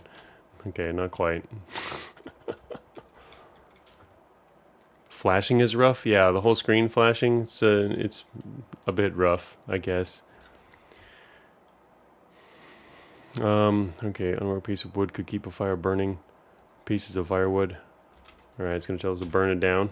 Once you've taken care of the goblins, the only way through is to burn the palisade. If you take some of this firewood and drop it next to the palisade, you can set it on fire and wait for the fire to spread. If you can't wait for it to spread faster, you can throw a flask of oil. Oh, but you better step away first. Ooh, that sounds cool. I want to do that. Pick up all that firewood. And then come over here and drop... it's under materials at the bottom there. Pieces of firewood. And drop it all. And then, I guess from right here, we can apply our fire kit to the north. Here we go. I don't know how far back I'm supposed to be. How about right here? A T for throwing? Yes. What would you like to throw? That's right. We got some extra oil here. Who needs lamp oil, right? Wait, what is it listed under? Oh, it's right, it's considered a potion, right? Flask of oil. Okay, here we go. Flask of oil. Throw it over there. Boom, okay. Step far enough back for that, yeah. Just in case it spreads. Move back a little further. I guess it's not going to spread. Actually, though, okay. Alright, so pressing 5 does wait. I could never really tell. I was doing it earlier, but, yeah, when I was doing it, I couldn't actually tell if that was affecting anything, since I wasn't doing it when other things were active. Okay, so is that... Alright, we're good. Got some dead goblins here. 50 bronze bolts. Makeshift fireball. Yeah, that was pretty cool. Yeah, I agree, Pac-Man. I mean, it's always definitely caught my attention. I like that there's definitely clearly a lot of mechanics at play in this game. A lot of things. I think the input can be maybe a little cumbersome, but overall it does make me want to explore the world for sure. And this is just the tutorial, but from what I've seen from the other screenshots and places to go, so we're gonna wait. What? Oh, that's a torch. Wait, how does that look different from the flower? Doesn't the flower look like that same symbol? Oh wait, what's this thing over here now? A crank on the side of a winch to wind up the chain, which is currently taut. Opposite the crank is a lever to release the chain. An unwound winch. Over here I guess is a, yeah, here we go. Portcullis here. Iron lattice. Lowers down through a slot in the ceiling. There must be a device to raise it back up. Yeah, this one. Boom. There we go. It's raised up. And it says there, raised portcullis now. Cool. Very cool, very cool. You see a boulder. It is indifferent to you. I would hope so. Why is it indifferent to me? It's a boulder. Is it like a creature or something? Signpost. In hillier mountainous areas or in sprawling underground caverns, you may see boulders littered around. You can push these out of your way or roll them downhill. A rolling boulder is something very dangerous. It gains more momentum and more force the further it rolls downhill and will crush anything that gets in its path. That's great. Okay, so you can... Oh, here we go. We're pushing it, yeah. Oh, wait. Oh, no. Oh, it's a grid bug. Okay.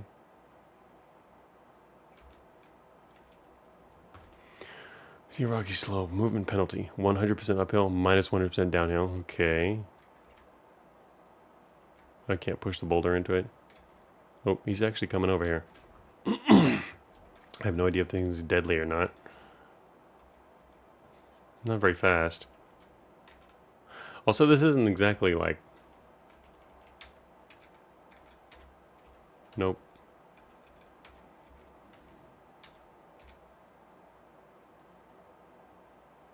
Something turns a crank on the winch winding up a long chain. Oh, that was from before.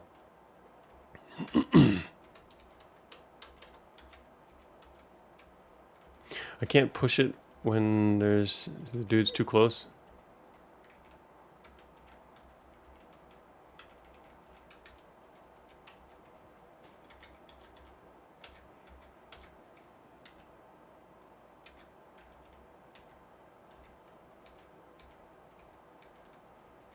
Nope. Shoot. Oh, wait, what? Oh. Okay. It's really hard to get this guy to line up right for that, but... Oh, here we go. Oh, nope. Didn't work.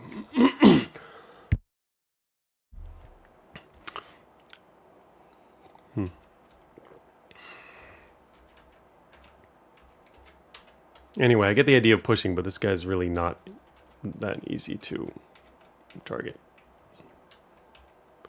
He's a little bit slower than me. This is annoying. What's this over here?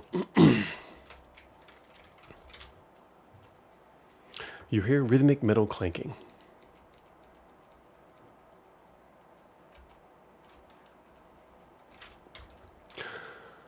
There comes a time every now and then that somebody else has something you want.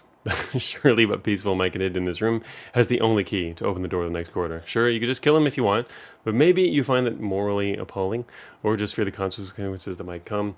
Another option is to try to steal the key. Try stealing the key. Your chance of success at stealing depends on your dexterity score and your victim's wisdom score. If you succeed, you will have the key and avoid confrontation. If you fail, the Myconid will turn hostile and you'll have to fight him anyway. Be aware that most of the gods are not happy to see their followers fight innocent beings or steal from them, but sometimes you've got no other option, and they say it's easier to gain forgiveness than permission. Okay. What if I get this grid bug to fight him instead? What is... yeah, blue flower. Got a few little hit points there. Over time by increasing constitution. Oh, here's our Myconid friend. Grid bug is nowhere to be seen.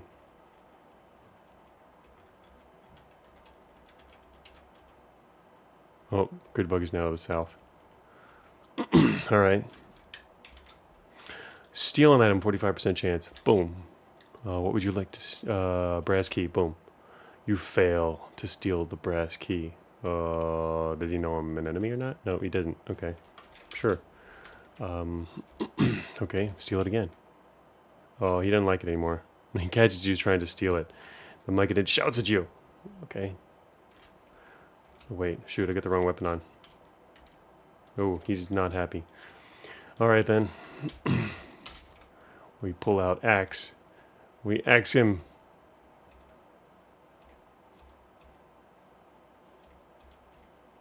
Okay.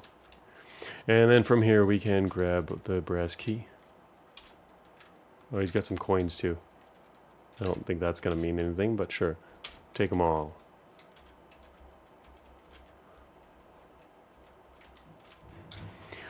What do you want to take? Oh, painted urn, 2 candles. Okay, a bunch of random stuff. Sure. Yeah, I'll take all that. Read this. Stop! There are evil spirits residing in the room ahead. This grid bug. Maybe you can roll a boulder over that person? Yeah, I would imagine so. Probably also, I mean, the gods would be just as displeased, right? I would assume. But maybe not, actually. That's, you know, it can be sometimes hard to track those things. Okay, so spirits are a class of entities who can be very difficult to deal with. In most cases, mundane weapons stop their attacks. What? Cannot harm them, and mundane armor does nothing to stop their attacks. To defend against them, you'll need to boost your spirit protection score, which is bolstered by certain magical equipment and enchantments. Spirit protection will reduce the damage caused by attacks that harm your spirit directly or drain your life force. There's a cloak that increases your life force. 2 holy candles. When lit, the light emitted from these candles will harm any unholy thing, eventually driving them away. The final item we find is an urn, which is actually a spirit receptacle. You can use this item to entrap 1 spirit, but 1 spirit is all it can hold. Inside the room you'll also find some scrolls along the north wall that can help defend you. Huh. Okay.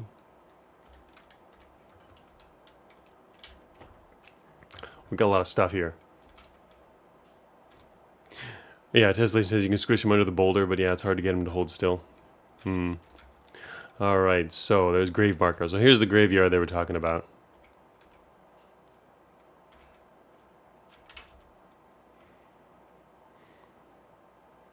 A bone key on a pedestal. Okay.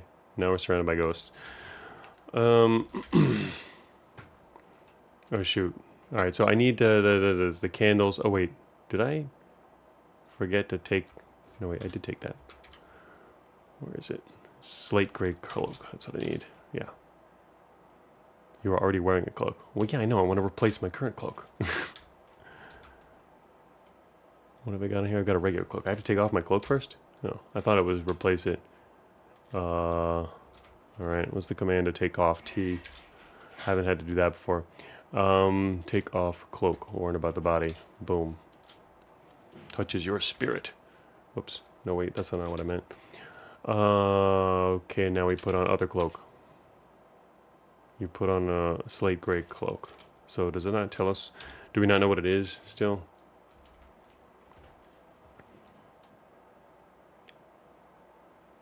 No. I don't think. Yeah, we just know because the tutorial told us. Oh, the items have durability here too. Protection 0.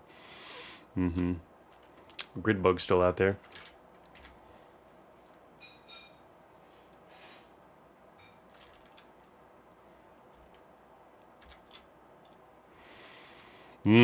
Ghost sizzles at the touch of the holy light. Boom. Alright. A ghost is sucked into the painted urn. What the heck? Oh, man. Alright. Oh, whoa, that's a lot of ghosts in here. Time for some sizzling.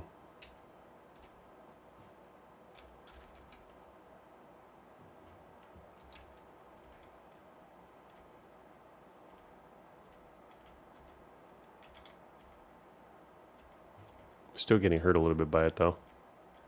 What else is in here? You've not... Oh, scrolls, right. Scrolls.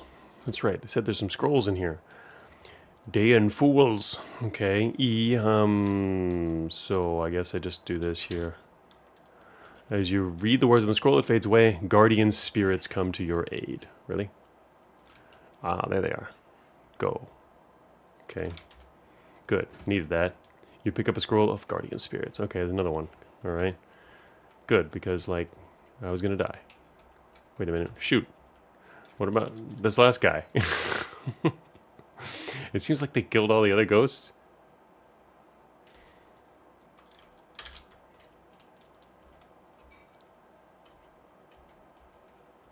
Guardian spirits don't seem like they want to fight the good bug. Oh, they're going through the wall, too. Are they chasing ghosts through the wall? Funky. Guardian spirit's mind and yours become linked. Cool.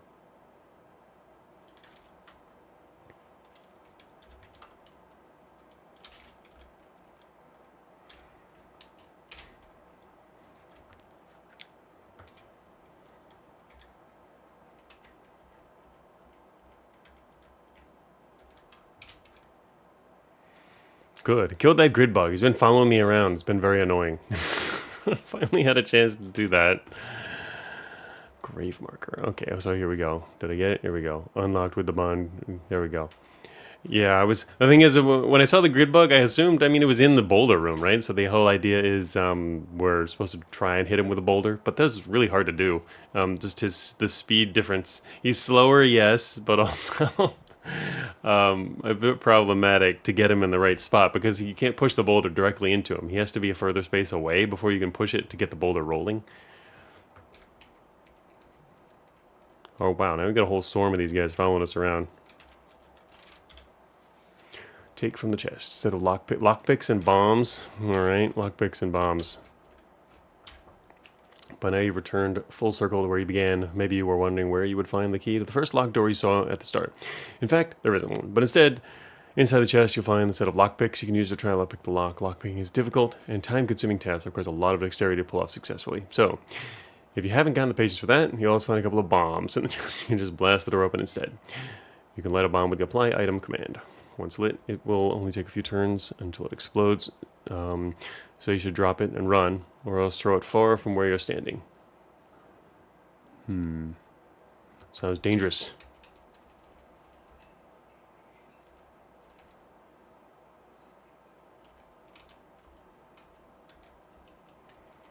I feel like I'm going to throw a bomb and hit these guys. Alright.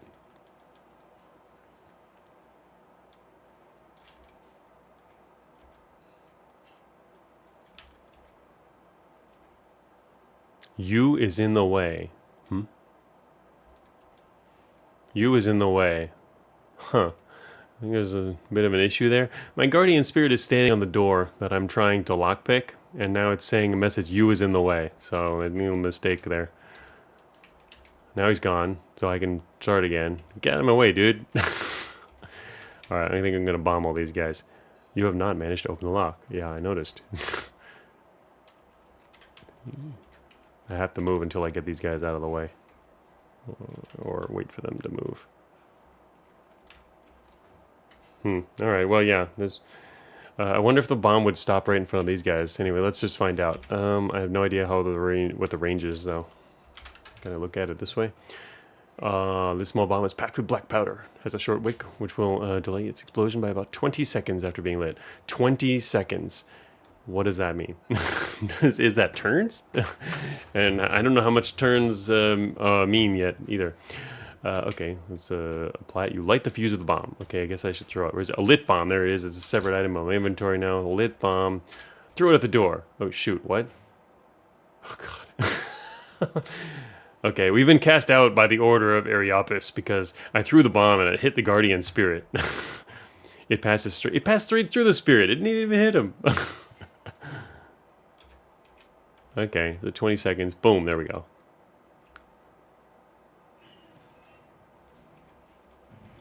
Real-time event, says Hermelin. Yeah, 20 seconds. I hope you can press keys fast.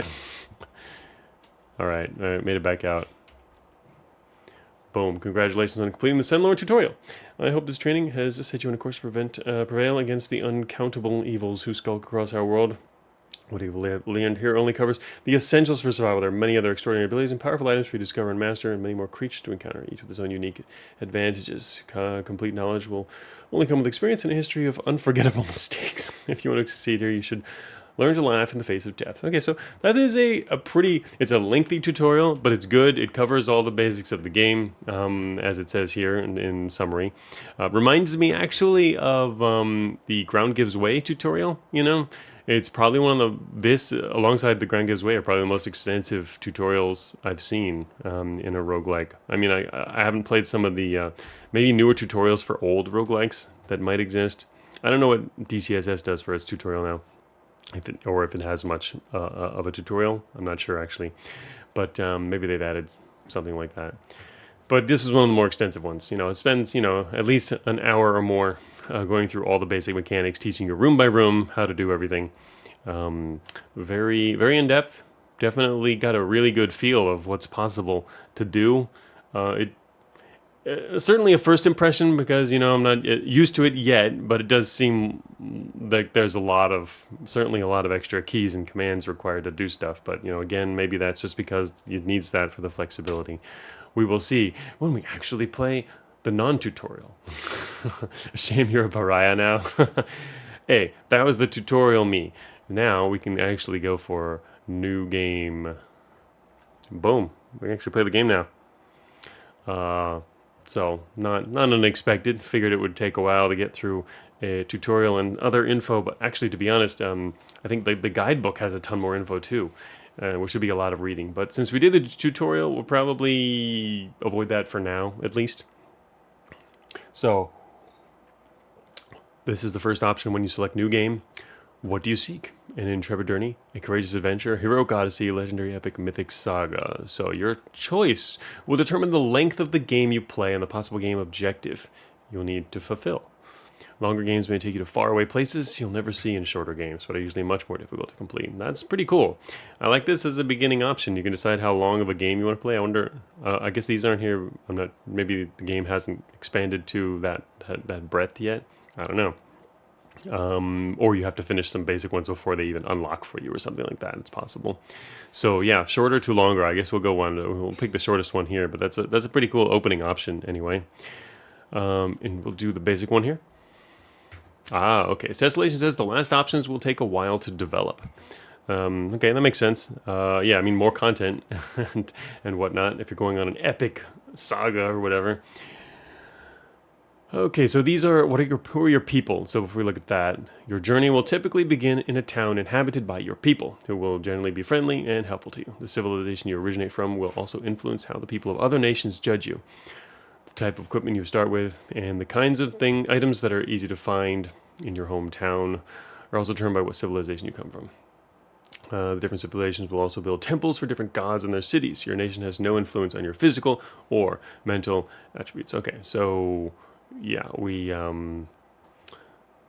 so character-wise, again, you're kind of like a blank slate. It's more about the world, what options you have available to you in the world around you rather than the character itself. So we've got these, this is who we were in the tutorial here, the Tiquatlaca, whose massive stone monuments impressed even the gods. The Voturans, whose disciplined armies defined the borders of the largest empire ever known. The Zurites, whose ancient libraries have accumulated knowledge for over thousands of years. And the Treveri, whose unconquerable culture has held their clans together through countless battles and hardships. So, sounds cool. You can get kind of a feel for what they all might be. We'll just go with the first one because it's the first one. What do you revere most? Strength, constitution, dexterity, wisdom, intelligence, wisdom, charisma. Your 6 attributes will determine your ability to succeed at different activities. Yeah, fighting, using magic, making friends. 6 numbers will be determined randomly and assigned to your 6 attributes according to the order that you prioritize them. Read the section on attributes from the guidebook for more information about how they work. All right, so what do you revere most? So apparently we're ordering things here. Backspace to go back. So back, yeah, you can go forward and back through this and pick them in whatever order you want. I'm not actually 100% sure on what these, we have a general idea of what each of these are for based on the stuff that was in the tutorial. Also just the general idea of what these are generally good for. We'll just pick some basic stuff. I don't know. I mean, I wonder how different the numbers will be. It says it'll roll them randomly, so and I guess it puts the the higher numbers at the top. But what's the range on the random numbers?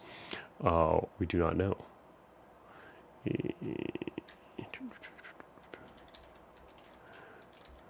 There we go. Go Trog. Yeah. Strength, Constitution. What is your name? Put in the name here. Ruddy. Your gender. You will be equally capable of accomplishing great deeds as a man or a woman. Okay, so it doesn't really matter. All right, what are our stats? Whoa, my charisma's low. Everything else seems kind of middling. Strength is high. So yeah, not unexpected. So it is pretty much, yeah, they're all averages stats. I mean, based on basic D&D numbers anyway. Strength is obviously our, our best stat here. So a new journey. Dark clouds were passing over the Tikwatlaka Nation, while meager harvests followed one after another, and the deer seemed to vanish from the forest. New enemies arrived to skirmish with the Tikwatlaka in the lands where they have roamed uncontested for generations. However, these conditions caused the people to often recall the stories of similar troubles faced by their greatest hero Tlaloc, before he led them to their most glorious and prosperous era. Although his bones were laid to rest in a faraway grave more than 1,000 years ago, the priests say they could recall Tlaloc to the living world if they could ever find his remains again. Oh, okay. So maybe gonna be looking for the remains of our hero here. Getting started. If you're just getting started with Sunlorn, here are some tips to help your character survive. 1. There will always be a priest or priestess of some kind located in the town where you start. You should visit them and consider converting to their religion. There will always be some kind of dungeon around town where you start. This is a good place to visit at the beginning of the game, since it is especially rich in treasure, magic items, and invaluable Statonia flowers. But beware the monsters. Keep an eye on your hit points and be ready to retreat when they get low. Monsters might try to chase you back to town, but they'll be attacked by the townspeople. Ooh, I like that. So open world, and definitely, very open world feel in that way. Your starting equipment is very minimal. You should purchase new equipment in town as soon as you find some treasure. Okay, so we're actually starting the real game now. No tutorial to hold our hands and respawn us when we do something stupid. Select item to examine. Alright, so we're starting here with a stone spear, an atlatl, 8 obsidian-tipped javelins. Ooh. Nice. So I guess we throw those at enemies there. Quilted armor, 3 tamales, fire kit, and 4 torches. All right.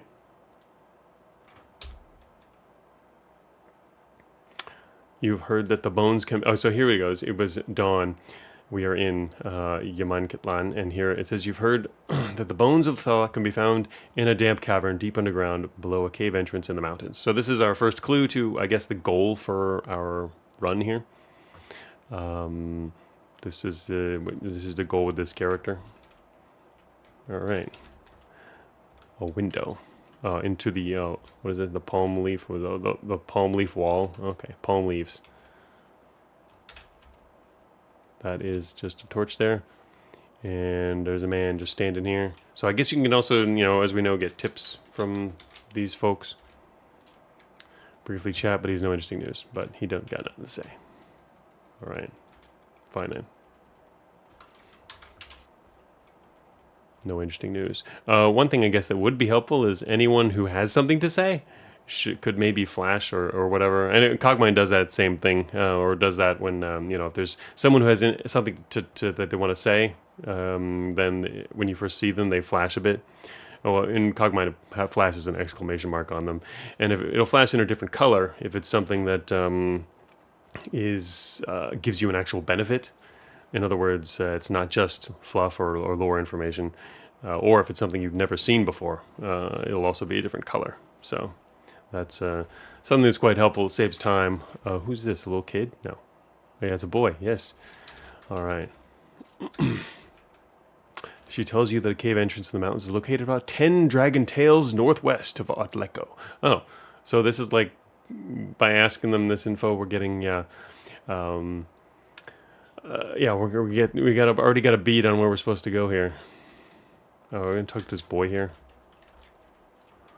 He doesn't have anything interesting to say. Yeah, I mean, also if some of these guys are walking all over town, it's gonna be hard to track them.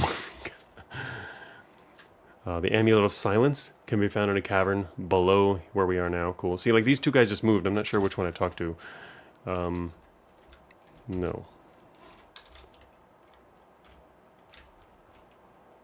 That one has no interesting news. So yeah, when you try to... Okay, so you've already chatted with someone. If you try to chat with them again, it does...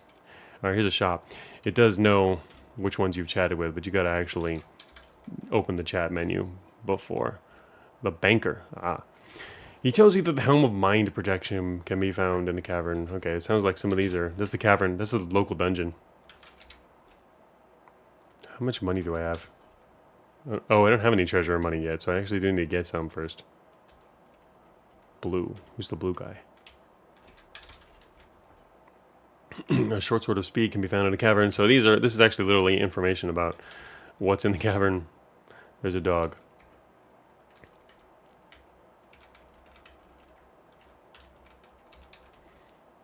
Six stone-tipped arrows.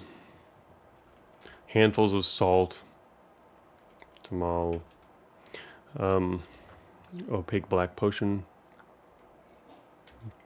Dude selling unidentified stuff. Can't even tell me what that does. Actually, wait. Is the black potions always oil or no? I wonder. Stone knife. Pot of mortar. Fastened bricks. You could use it to seal over vents, dart traps, and maybe other things. Little light from a candle. Okay. Okay, yeah. Tessellation confirms the opaque black potion is always oil. I was guessing. It seems like it would make sense to do it that way.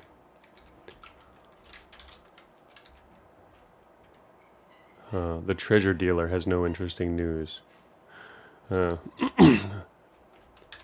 feel like bumping folks should, or friends should probably, I don't know, if you can force attack stuff, then I guess it's better to have that as an option. I mean, it feels like chatting would be a lot easier if I didn't have to press 4 different keys. I have to hit Shift, I, C, and then a direction. Or I don't have to hit the direction if they're the only one there, but a lot of keys to just chat with someone. Okay, let's see how big this town is. Here's a bush.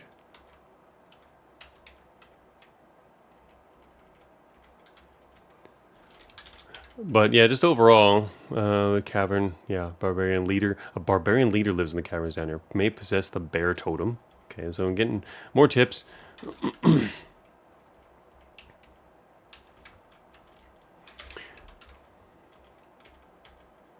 No, I don't want to attack the guy. Just trying to move through here. But yeah, if there's any way to force attack people or whatnot, any just, trying to move into them, can chat and or swap locations if they've already chatted with you, for example. No, I don't want to attack the guy. Oh, it's because I already chatted and it said there's nothing. Because, yeah, the Kapak can be found in a cavern down here. Alright. Apparently, we can see that there's a lot of stuff in the cavern below, but we already knew that, so I guess it's interesting if it's useful stuff. See, like this guy's just walking around. I've seen this guy before. No, don't attack him.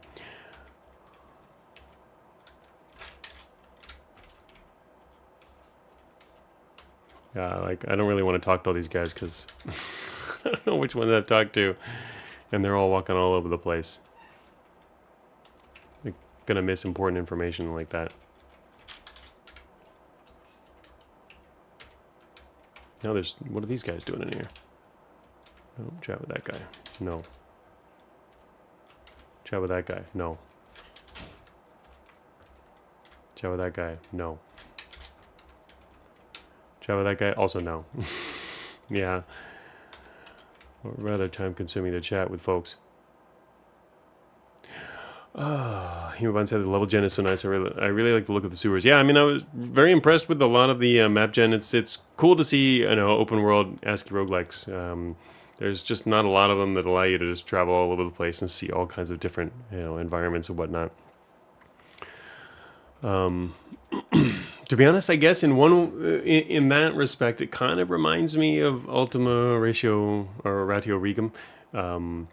Which I've never actually streamed before. In fact, I haven't played it for like a decade, back when it was in much earlier development. But eventually that'll have like a goal or whatever. Kind of reminds me of that. You're going around, you're talking to people, learning about getting different tips on where to go and whatnot, trying to figure stuff out. The Rogue Fort demo, no, I haven't. I mean, I saw it. Yeah, I saw it. I saw people talking about it. And recently came out, but yeah, I haven't actually seen any more details on that now. Stone maze, quarterstaff.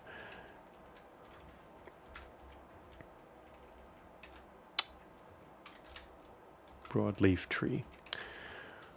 But yeah, the whole general feel in terms of open worldness certainly has Ultima Ratio Regum feel to it.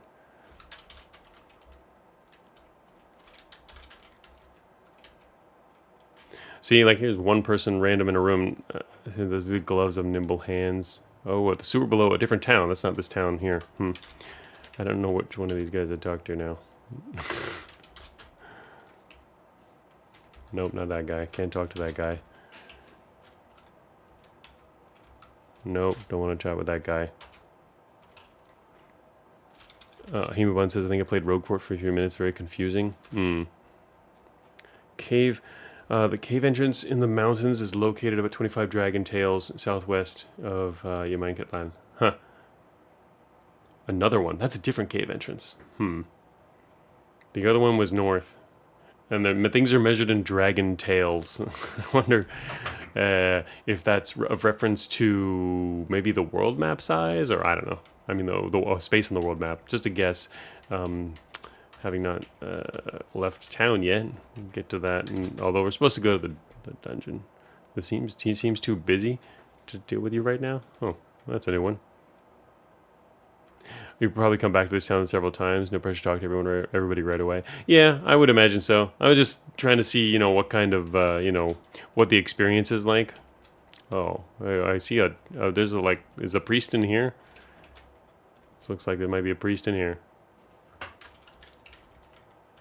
Considering it's the center, it looks very temple-y. The chest is large enough to stash a fortune and treasure. Oh yeah, can I take that stuff? There's like scrolls and potions and stuff. They might be not like that though. Altar is made of cherry wood and carved with many animal faces. Satuni. Okay. So here's our priest. A Sangoma of Mistuni here. She's putting a stone axe. Indifferent to you. Wait, what did that say? To learn more about this creature. Oh, here we go. Far outside their lands, Tiquatla are known as exceptional hunters, with very intimate knowledge of their natural environment. However, outsiders who ever chance to behold their sprawling cities are usually bewildered by the expanse and scale of their construction, especially considering that everything was accomplished with only rudimentary stone tools. The kings have, in fact, succeeded in building a sizable empire by the usual means of conquest and coercion.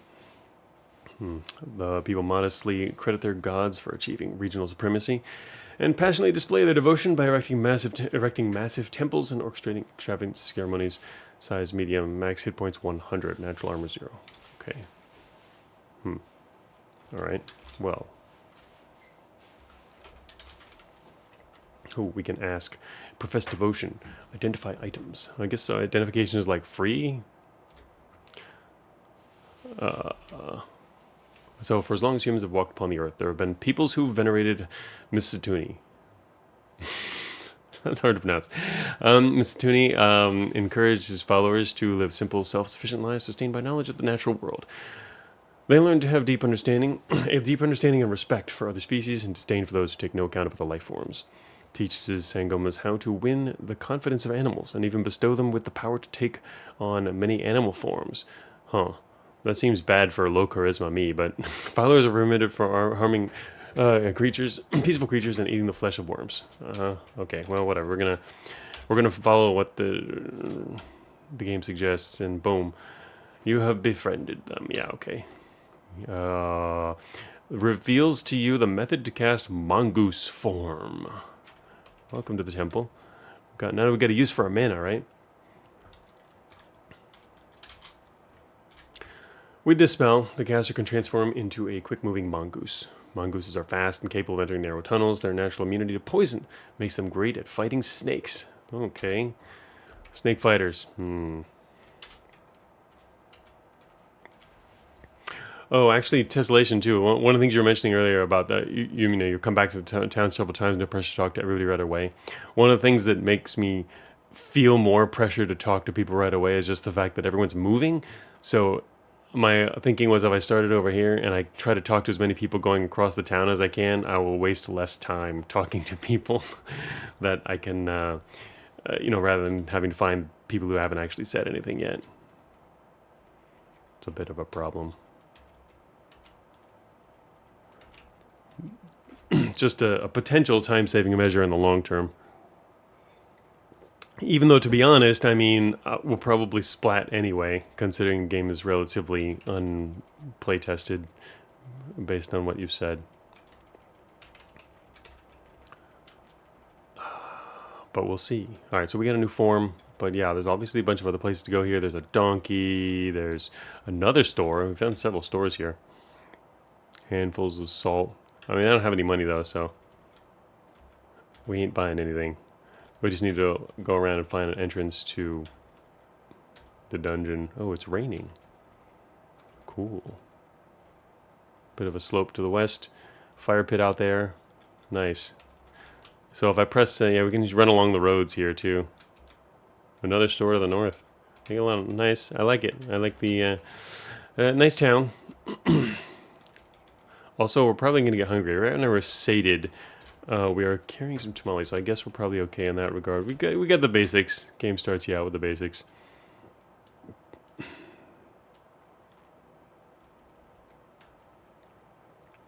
Rain. Gotta have rain. For that open world feel. Alright. Wonder how long it'll take to get hungry. Okay, and so if we go back to, where was it? Escape here. Go to check our journal. So we've got quite a number of journal entries here. Oh, okay, so split them into categories. Oh, wait. They're split up into categories. I'm trying to determine what these categories might mean. These are related to each other. This is the same cavern, maybe, then? 10 dagger shells northwest of that town are the actual bones. That's kind of maybe our goal. The king, go for the king's area. This here is, okay, this is this town it looks like. No, but then else is, yeah, this is different cave entrance. Yeah, these are different locations and areas. They're kind of grouped by that. So this is the stuff that we've learned so far in this town that we can find in the cavern below here. He's going to find the entrance to this cavern.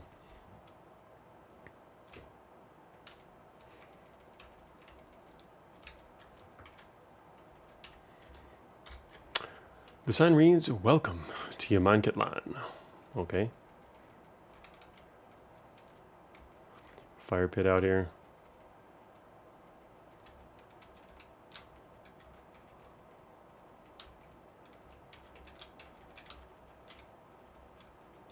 Another fire pit. A little bit of drizzle. A bison starts swimming. One of the locals is swimming over here too. Well, I guess, just walking through the water is equivalent to swimming.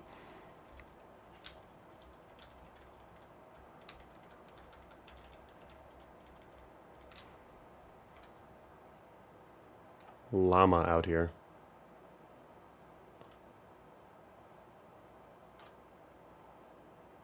Stick. Could be useful to defending yourself if you have no other weapon. Or for adding a little extra fuel to a fire. Right, one stick. Okay, we'll take our one stick. So far we've collected a stick. There's an eagle out here. Just circling around. Here we go. It's another stick. So anyway, I guess the main thing, we really need to go down and, try to get some... It's really raining. Whoa. We got 4 sticks now. It's a dog. The road. There's a sign. The sign reads, "Abandoned mine. Beware."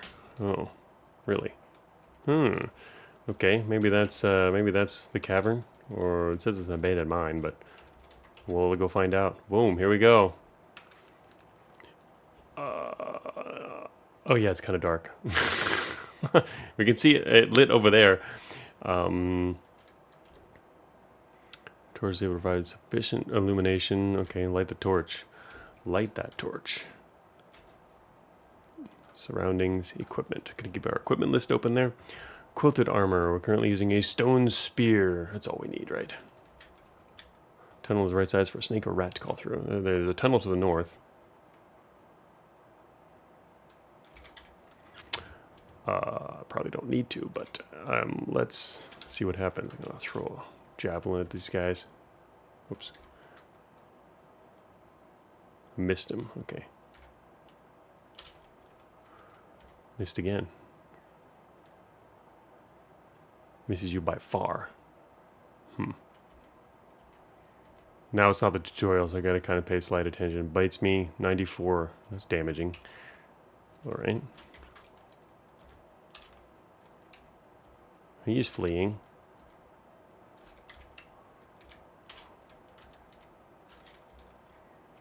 Uh-oh. What's that? Giant centipede. I guess it'd be nice to learn more about them.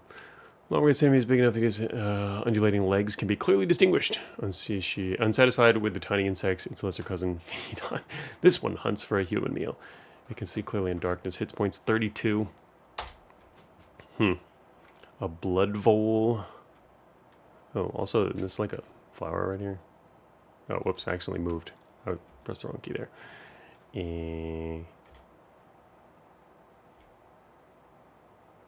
Oh yeah, hit him hard. Oh, he's almost dead. Nice. That makes me feel a lot safer. Didn't like the fact that there's a centipede closing on me there. I'm really bad at hitting guys with... I haven't hit a single thing with these spears. Oh, okay, finally hit something. Or javelins, I mean.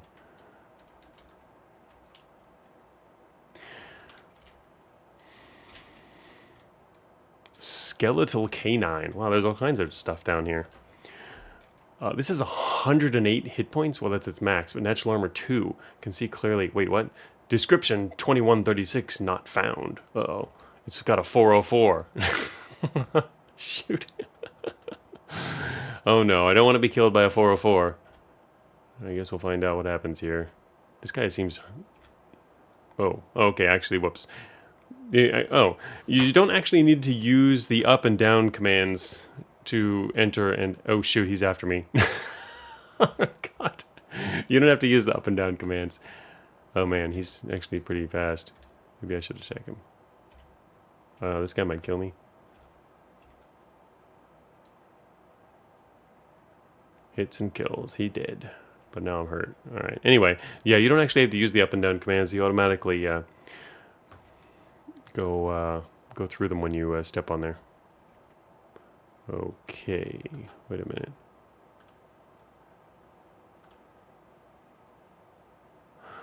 So we currently don't have a hunger marker, it looks like.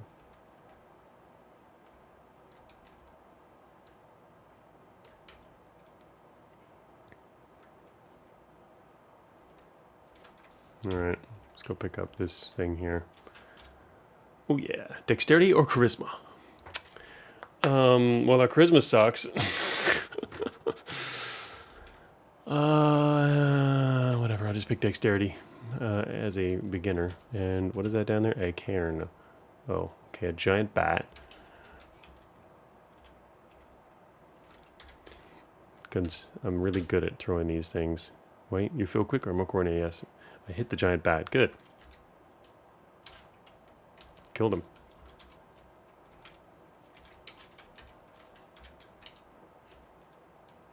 There's a lot of stuff down here. I wonder if they've seen me.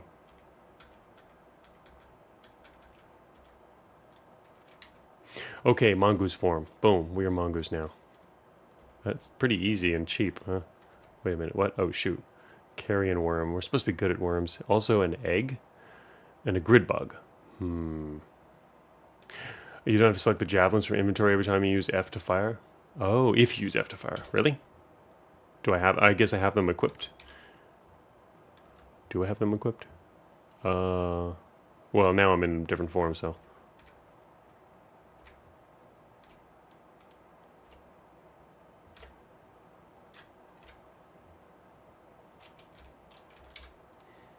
These only have 9? Oh, okay. I thought they were like powerful or something.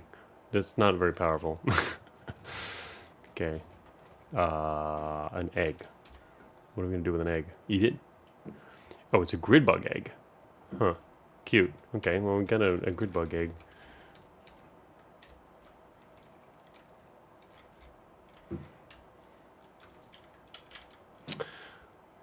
So once I leave the form, I unfortunately have to manually re-equip things, I guess. Alright, so we got stone spear.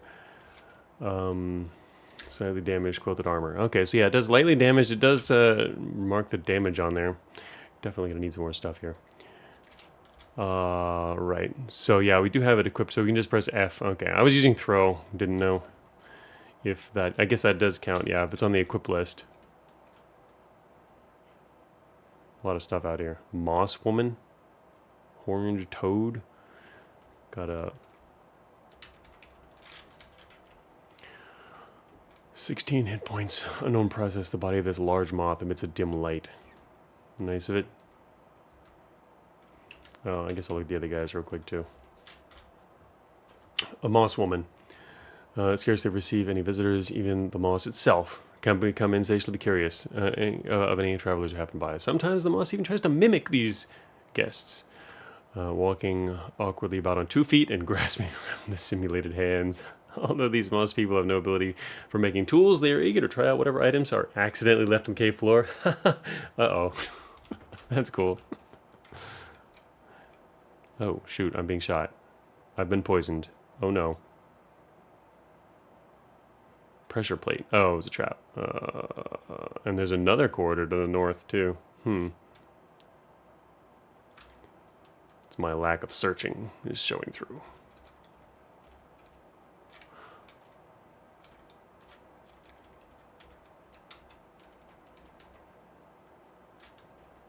Huh, interesting. Another grid book. Oh, this one's a giant centipede egg. Huh. Oh, shoot. Okay. I resisted twice, but I don't have that resistance thing from earlier. And now I'm getting attacked here. Boom. Scaring this guy out. Hex Scarab. That's kind of cool. Cast spells.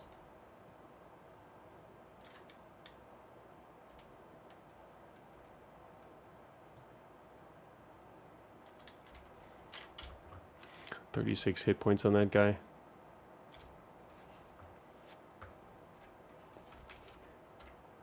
Got him.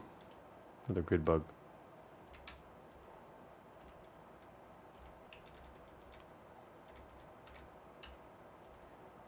Moss. Oh, actually, it didn't say Moss Woman. The Moss Man. I thought the other. Oh. This one's a woman. Wait, there's something else coming. A lizard. Okay, I'm good with that.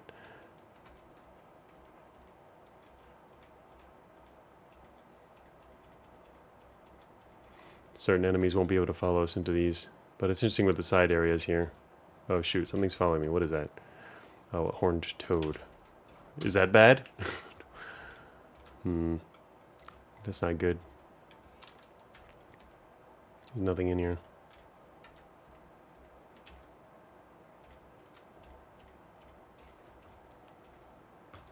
No, don't die. Do I have any items I can use, actually? No, not really. Also, Toad is running away. Toad is back. Toad is dead. Oops.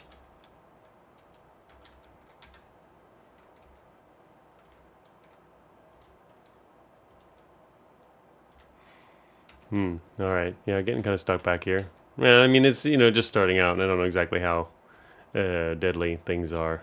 Alright, well, it would make sense to wait in here. Actually, I should wait over here to see if anything's coming, although I don't think it's going to make much of a difference.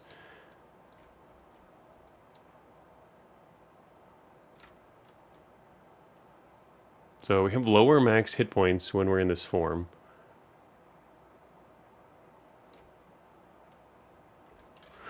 Whoa, what the heck? Elevates you to the rank of Inyanga. Okay. The method to cast Stingray form, method to cast Soothe Animals, and Air Filter. Oh, really? As a mongoose, you can eat things without cooking or even butchering. Oh, that's useful to know. Yeah, Stingray form, Soothe Animals, Air Filter.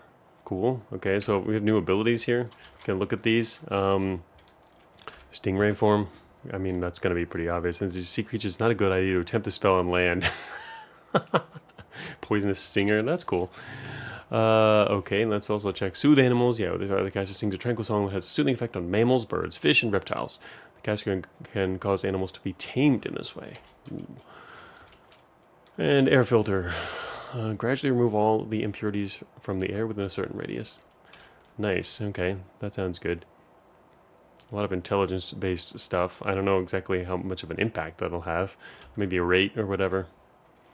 Okay, so we can actually, yeah. So I guess we could eat stuff then. There's a horned toad. Wait, I'm not supposed to eat something though. Our god doesn't want us to eat. They want us killing peaceful animals. That's what it was. You can eat that. You can't eat worms. Okay, so I can eat that. I can't eat remains of some poor creature. Yeah, so the toad will be fine. Yeah, toad should be good. If honor remains of some poor creature is passed on? Wasn't that a worm? How come it doesn't show what it is? What if I pick it up? Horned toad corpse. No. Anyway. All right. Oh wait. Let's. So if I want. Eat the horned toad corpse. There we go. We're sated now. Okay. Alright, so technically we can actually, if we want to, considering we can just eat these things, we can just wait in the corridor. Pretty useful form. Wait, we were poisoned earlier. I didn't see that change our status though, and it just went away or whatever.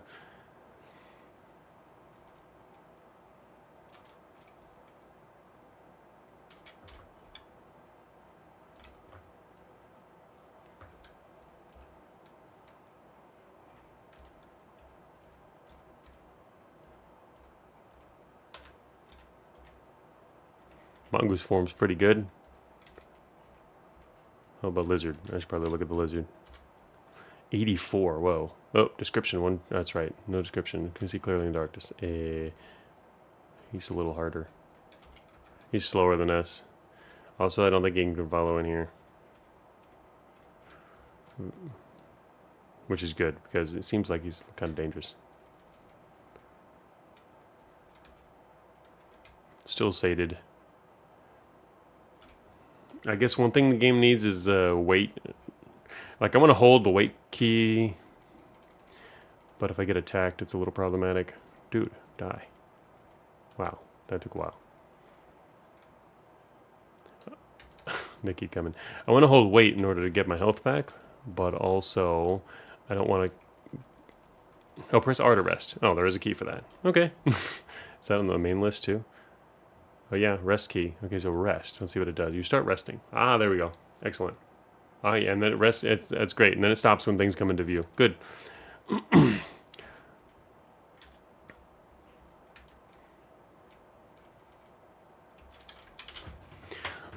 That will be helpful. I guess, you know, that's normally if I was playing without streaming too, I'd spend even more time looking through the guide right now, and also the full command list, but we already spent so long on the tutorial that I didn't figured we're going to go with the basics there, so good, I guess, to have Tessellation to shortcut some of that stuff for us, since I'm not going to go further with it. So just wait here. There we go. Fully refreshed. Okay. And there's still a bunch of stuff out here. I guess we also want to check out these other holes, basically because maybe they can spawn more stuff. Oh, we found money! Wait, let's pick it up. Yes. We're not poor anymore. Probably not a lot of money, but... Here comes that centipede. I think it's the same centipede. Wow, no, there's a lot of centipedes running around. They're kind of chickens. I can't go... The markings on the stone are incomprehensible. Huh. A message has been carved into the stone here to the northeast. Interesting. Maybe... I wonder how you'd... If you have any way to figure out what that is.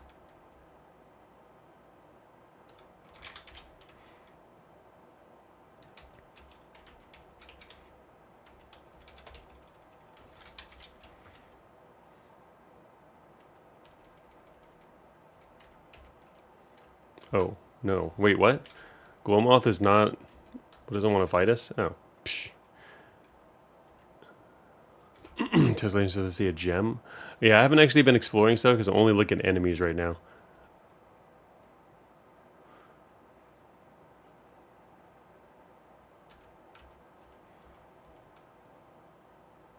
Apparently, glowmoths are indeed friends.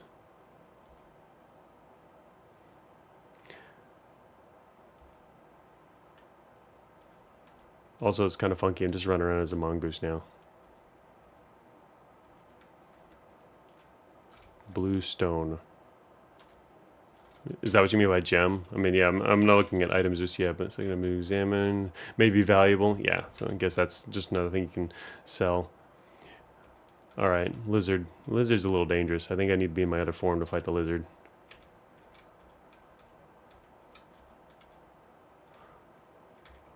That also requires putting on like armor and things though. So let's try that real quick. Cancel shape change, and then get our stone spear ready. Slightly damaged armor. Actually, I'm not sure. Maybe the Addle will be effective too. I don't want to accidentally hit the moths. Dude, come back here. There we go. Boom. Missed the lizard. I'm just waiting to see when the lizard comes out. He's not coming. Wait, new X. What is this guy? A Lancer Hornet. Flying towards you. It is hostile. Large flying insect has an unusually strong start. Proboscis, seemingly comprised of hard metal. Aiming this danger feature forward, it will dive at its target to make a deep perforation. Okay, it doesn't have any hit points though.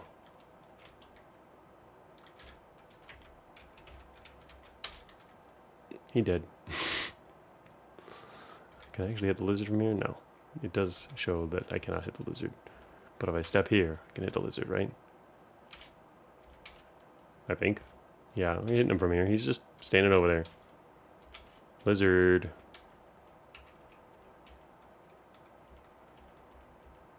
I guess he was probably trying to run away by the end there.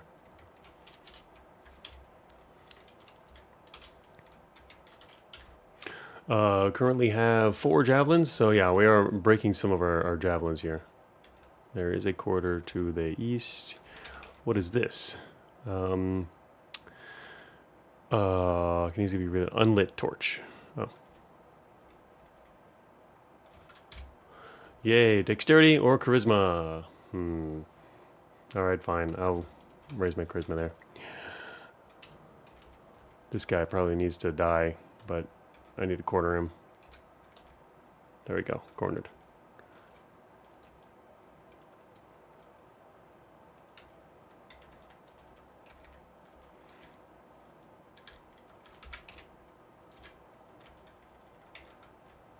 Nope, nothing. I guess slightly annoying that when I come back I have to re-equip all my stuff when leaving the form. Another Lancer Hornet.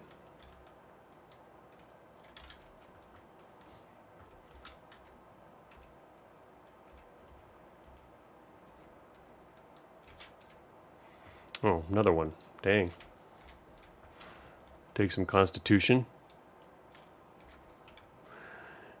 Another blue flower on grass. Okay, that is grass on the ground. Constitution or Wisdom. Constitution. More resilient. Human skeleton. Alright, there's a door here. I think I'll have to switch back my form here. Oh, it's locked and you don't have the key. Oh, alright, well. Guess we'll go off and search for that key. Acid blob. Ooh, that seems bad. Hitting it could cause a big mess. A bulbous sack of acidic ooze. 64. That seems like a target for spears or ranged weapons that I don't have at the moment. What else am I carrying this range? Nothing. Actually, I have. What is Addle? Oh, also I should probably look at these stats. Yes, simple extensions. Launch javelins over greater distances. Oh, all right. Never mind. We're using this to launch those. Yeah. Oh, but I wasn't actually using it. Oh, that would have been helpful, I guess. Technically, rather than just throwing them separately. Yeah, that's right. Extra damage, so that would increase the damage of our javelins. Got it. Acid blob. Yeah, it would help. Can see that. And well, I've got some now. I guess I can use that.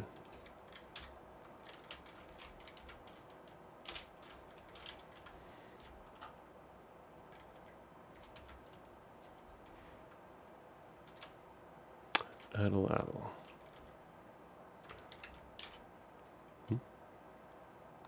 We will now use those. It doesn't list it on my equipment right now. I have no ammo selected. Why is that? Oh, wait a minute. What? It just appeared like now when I moved my cursor over this.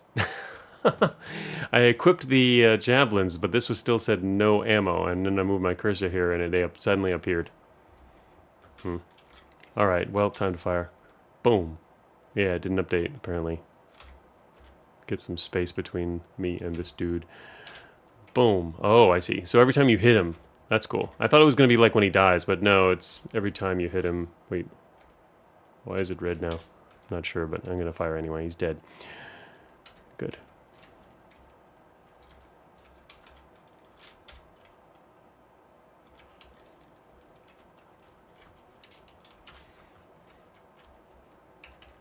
Okay, acid blob is gone, and looks like there's nothing at the end of that corridor.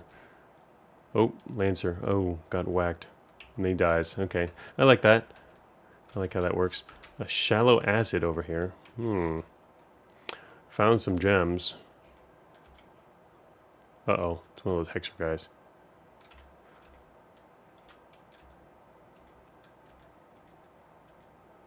I'll come back and get the gem in a second. Another locked door here. Shoot. Alright, got them. Grab that. Resting. You hear a falling rock. You feel that you have rested long enough. Well, I mean, my hit points aren't full, though. Oh, I like those magics. Yep, here we go. He's gone again. I'm just going to grab this. He doesn't seem super dangerous, so I'm okay with that. More corridors to check out.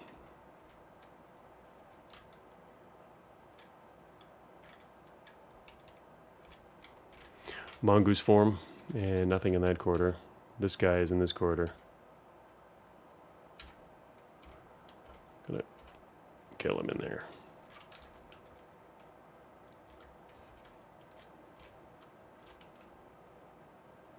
That's right, we have those eggs too. I know what we do with those.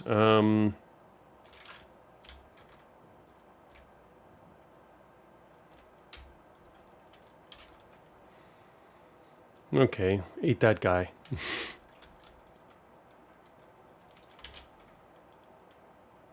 Gonna wait right at the mouth here. Oh wait, what is this? A white gem. Ooh, more gems. Definitely getting some treasure. Good thing too, cause kinda poor. Oh, this one's not locked. Also, there's a stone coffer.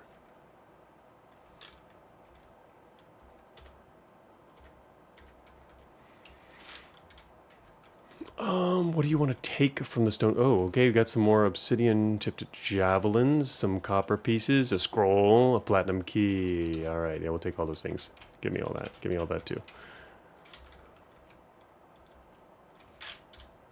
Chest, gem, copper, tin key. Go ahead and got a couple keys. Still a mongoose. Iron bars.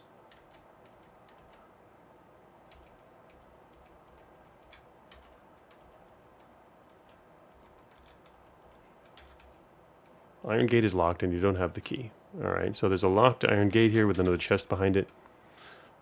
Also a coffer. Just needs to redraw sooner, says Tessellation. Yeah, I guess in cases like that with the the list over here, you have it, you know, you don't just base it on time, you also have it force redrawing. I mean, be able to force it when something happens. Giant mushroom. What's that? Big enough to provide cover for an ambusher or just fuel a campfire for a long while. Oh. Alright.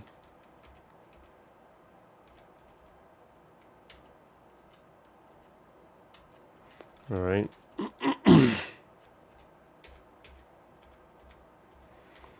Mongoose here. Taking out all the centipedes. Oh, yeah, he definitely ambushed me. That probably hurt more.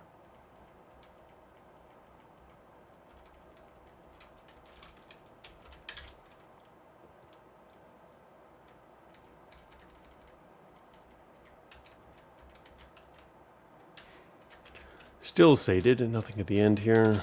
Resting at the entrance and moving deeper.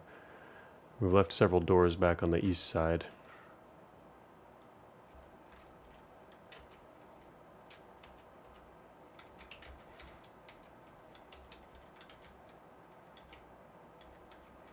Glow moth, very helpful. Iron key. Wait a minute, there's a key behind. Oh, we can grab it back here. Uh-oh. Centipede coming on in.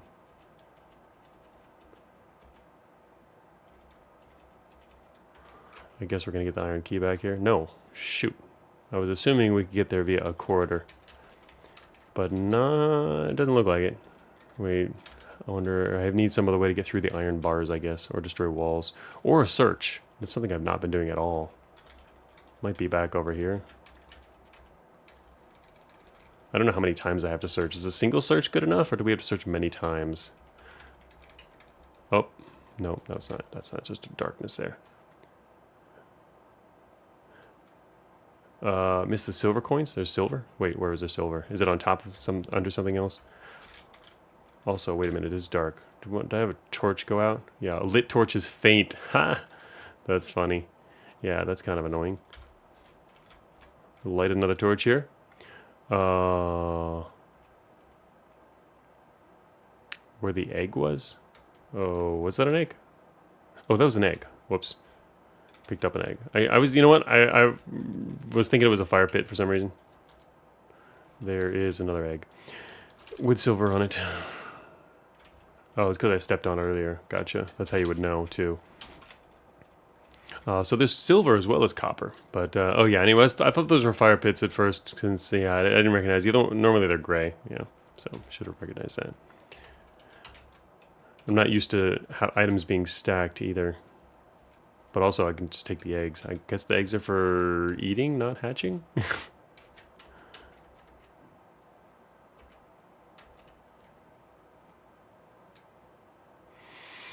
Some corpses.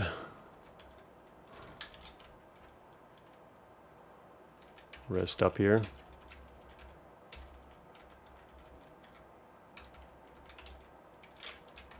Alright, so there's that one key back there I have not gotten.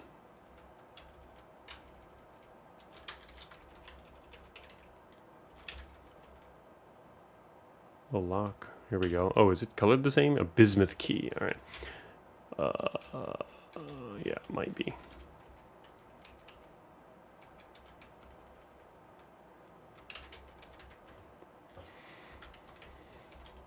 Ooh, flower. Constitution or wisdom?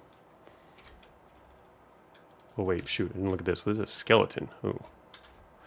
117 medium size. Render some diversity. This guy's a little more powerful. Need to pay attention to that.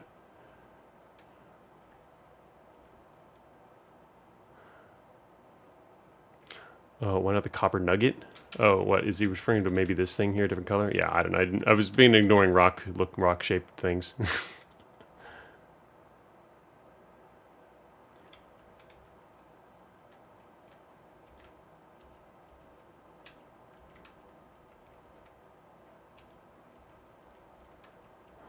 Basically, most interested in enemies for now, rather than looking at other stuff. But yeah, I should. I'm trying to, if it's possible to clear areas, I'd prefer to clear everything before worrying about picking stuff up.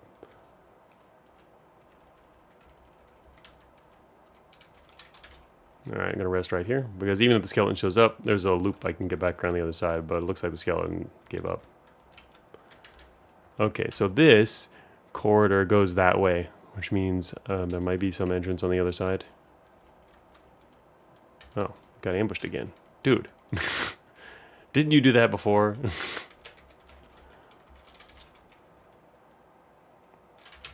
lot of corpses to eat, at least. Grid bug corpse.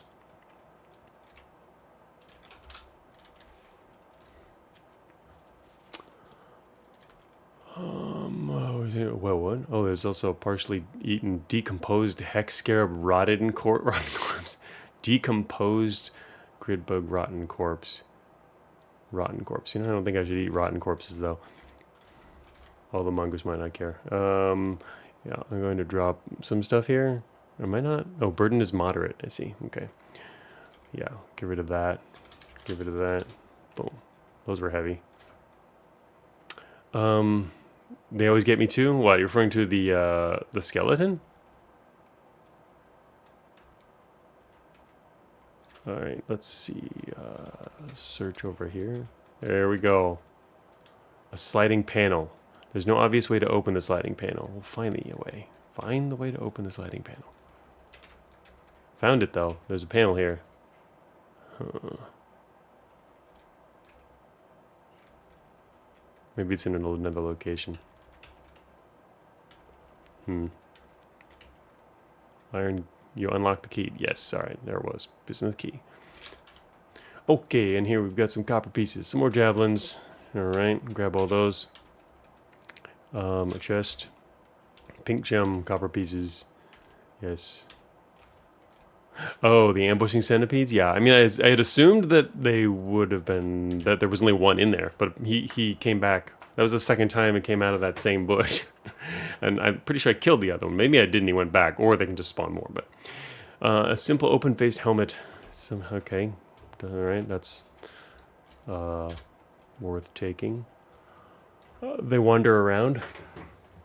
Well, yeah, but I mean, the one already jumped out from that same bush. But maybe another centipede jumped in. I don't know. Okay, so we did use that one key. You can also see how many other keys we got here. We got a platinum key, tin key.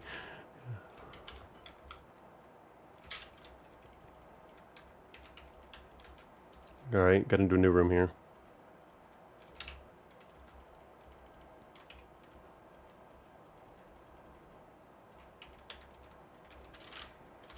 Okay, we've got a copper nugget. What the heck's a copper nugget for then? Appears to be pure. Okay, I guess also for just selling. Don't know if you need materials for crafting or doing anything like that. I guess there's nothing at the end of these.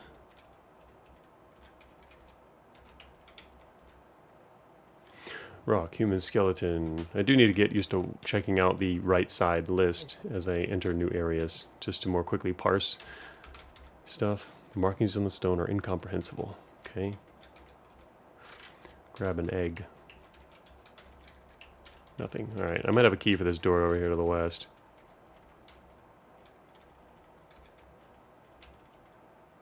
Unlock the door with a tin key. Inside are multiple coffers. Also, viscous potion. Opaque black potion. Okay, get more javelins. Got a lot of javelins now. 13. Moderate. Red stone, hazy potion, another scroll. And an amulet. Ooh.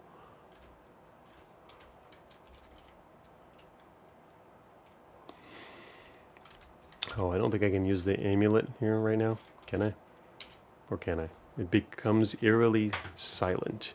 Amulet of Silence. Okay, so I guess it stops. I'm assuming it prevents people from casting spells or something like that. I did see that in the tips that we got from our journal here. It does tell us that there was an Amulet of Silence located in here. Alright, that's one thing. Actually, does that mark it at all or anything? No?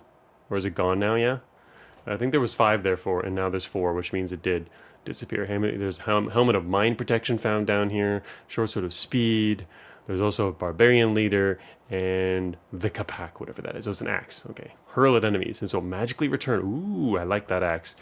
So yeah, it is removed as expected. There was 5 things here now. It's now that we've got that, it is no longer on the list. So this list basically keeps track of all the things that yeah, you have yet to do. So that's nice. It could be useful also to have another list of things you have done. You know, a lot of games would do something like that with a journal, the completed things versus the uncompleted. Not on the same list necessarily, just it clutters things up. But all right, so that was helpful. Do I have any more keys? Because it's in Door to the West.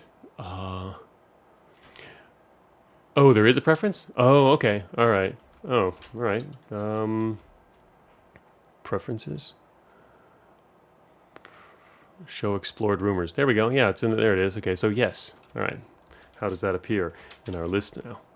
Oh, no, I don't like that. I would have assumed it's like gray or some different color. I don't like it being there as well, because then I have to actually like pay attention to those things.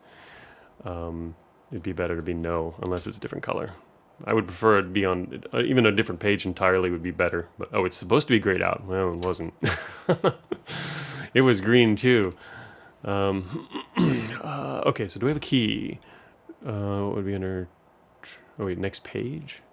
Oh, next. You can go to a different page here. Oh.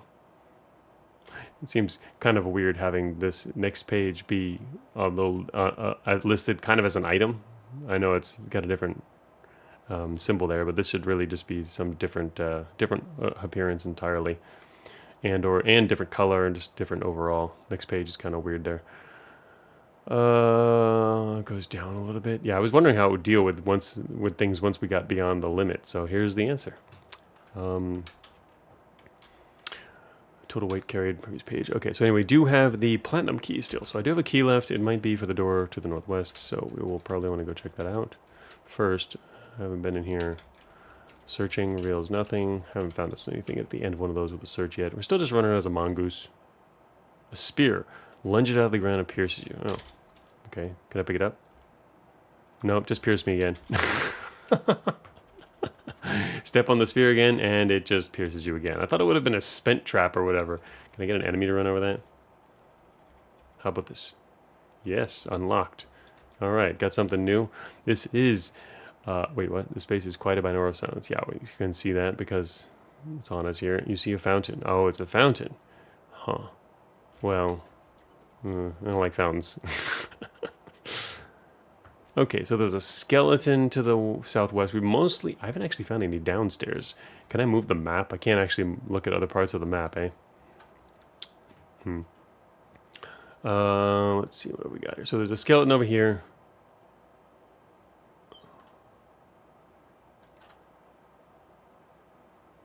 Unlit torch can be relit. Oh wait, there's another door here. I don't have the key for this one though. I haven't run out of keys.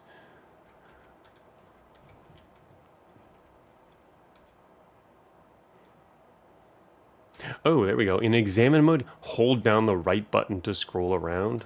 Oh, there we go. Okay, we can drag the map. So I guess that requires the mouse, because I was generally preferring mostly to do a lot of stuff with just the keyboard, but yeah, I mean, it says down here, shift to jump. Oh, wait, that's center. No, it doesn't say that. That's examine. Oh, shift is for jumping with the cursor around faster. Sure, haven't really needed that yet, but okay, well, that's helpful to know. We can also see, oh shoot, I missed a place over here. It's probably nothing, and I'm still wondering about this. There is one more key there, and I found a panel, but I don't know how to get through the panel. Oh, I guess I should go back and look at that now.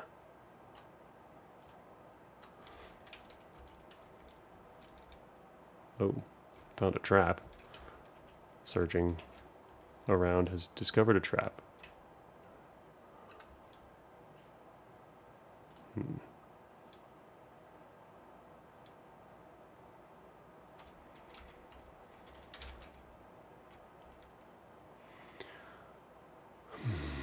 Partially eaten blood-full skeleton on the rock floor. So it's just a skeleton? Another spear. Oh, he died to this spear. There's two of them that died here. That's funny. They died to this spear trap. Oh well, we're still a mongoose. Can I just eat that? Too hard. Ah, okay. Never mind. I can't eat that. Funky to see there in the wild, though. Actually, it doesn't ask you if you want to step on a trap, huh? Oh, shoot. I'm getting attacked.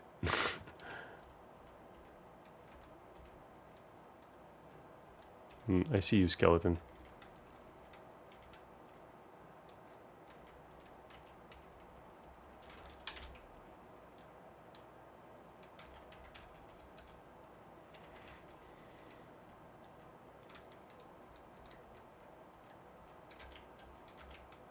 There is a fountain to the far west.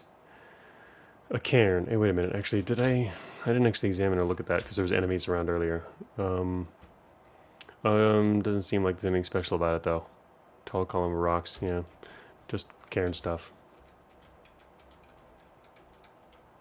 All right.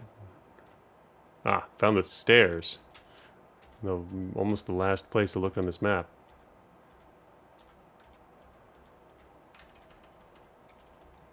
Well, I can see the next thing I should do is go back to town. Oh shoot, here comes a skeleton.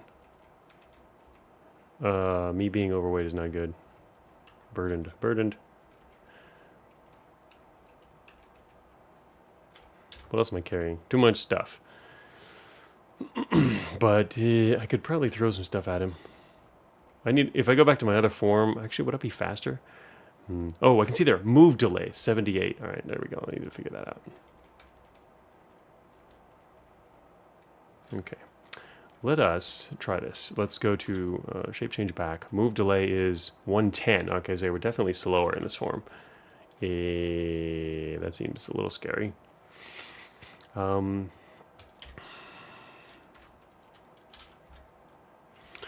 But I have just enough time to do this. I hit him. Where'd he go? Shoot. I don't know where he went.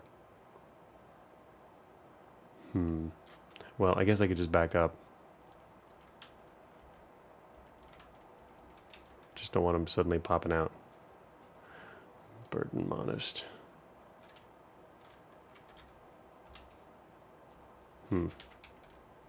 Did firing take so long that he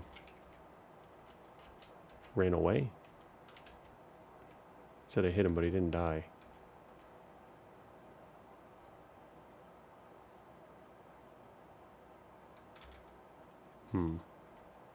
Not sure what happened. Wait. Oh, there he is. Oh, he got almost killed. There we go. Boom. Gonna kill that guy. Oh yeah, this definitely worked. Oh, I missed that time though. Shoot.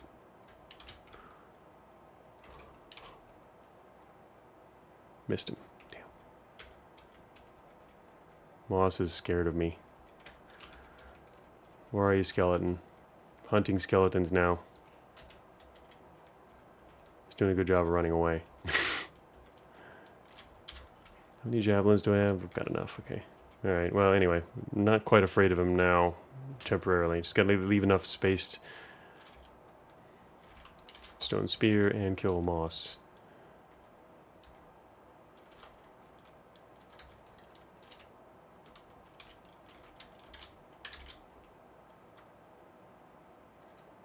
Just resting here in the open. With my Adelaide at the ready. Ooh. Shoot. No, I don't want to bash him with that. Back to spear mode. Where'd the skeleton go? Probably got some health back by now. Flower power time. This time it is dexterity and charisma. Alright, we'll go for fine, we'll go for charisma. I've been going mainly for strength and constitution, but if it's not there, I like the fact that you don't get all options with all flowers.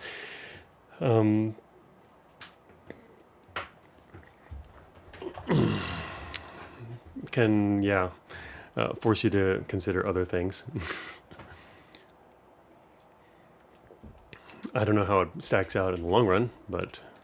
Or really exactly how much stat increase is, how impactful it is. Alright, I have stone spear already. Toad. Toad is dead. I'm hungry. Mongoose form time. Your burden is heavier, but still manageable. Horned or toad corpse. Eat that corpse. Transform back.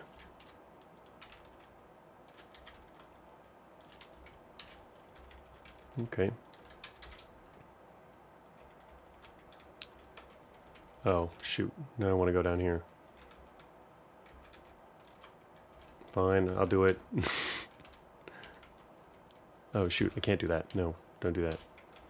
I have to wait. Alright, get out of there. Yes, thank you. Oh, shoot.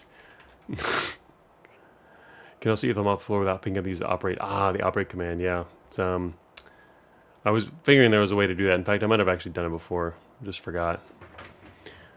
That would be quicker and more helpful. Shoot. Anyway, I can't get in there. Screw it. I'm just going to go back here. Moss guy is being annoying. Stone spear on the ground. Wait a minute. That's what I'm using. Just regular stone spear. I guess I don't need another one. Fountain. Where did that skeleton go? Anyway, so we pretty much completed the floor, except for maybe there's areas you could like search through. It would make sense instead of going down to, because we actually have money now and we're burdened. You want to go back to town and spend money and buy stuff, sell our rocks. Definitely something to do here. So I need to go back to the upstairs. Boom. Here we go. What's it like outside now? Could probably buy a lot of gear. I would think so, yeah. Oh, what's this over to the east? Palisade of the chest over there. Huh. What's this place? Huh.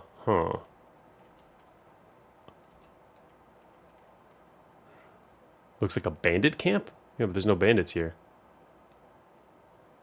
I don't see no bandits. A lot of copper. Well, not a lot. I mean, there's some copper here.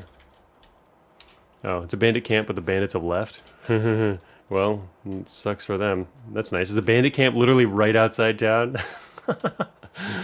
Okay, sure. A couple of graves here on the ground. Oh, no, wait. Javelin. Oh, that's a javelin. Right, okay. Thought it was a grave. Graves are, I guess, white, but the same symbol. All right, well, got a couple more javelins.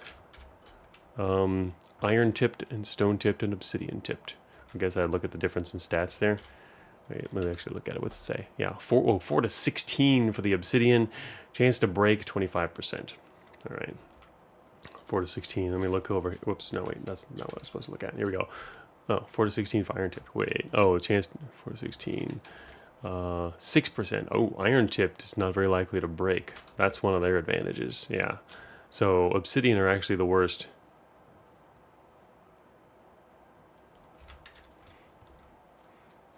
And iron will last much longer, so that's pretty good. Sign over there. All right, let's go back to town. Nice. Oh, lucky for me. Yeah, I mean, I could just run away though, right? We're just regular mongoose walking around town. Substantial burden. Whoa, wait. What is this?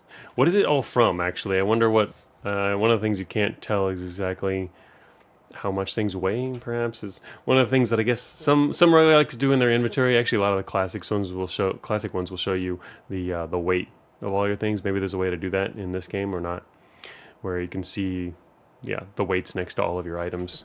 Because that can be extremely useful when you're like, I'm carrying a corpse. There we go. You can drop that. That will help somewhat. I know not a lot, but yeah, somewhat.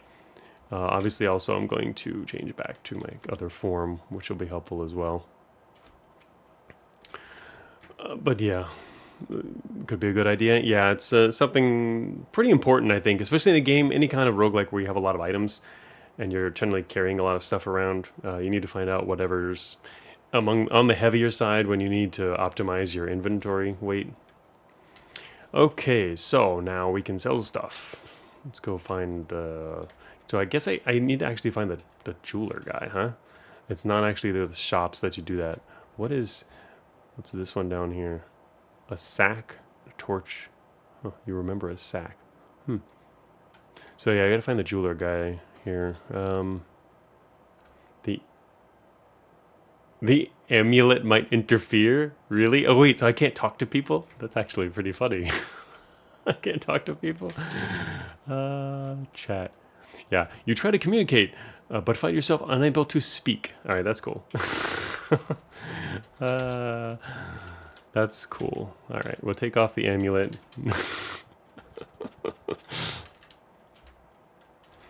The spirit armor can be found in an icy cavern below a cave entrance in the mountains, guarded by an iron golem. Oh, okay, thank you for that.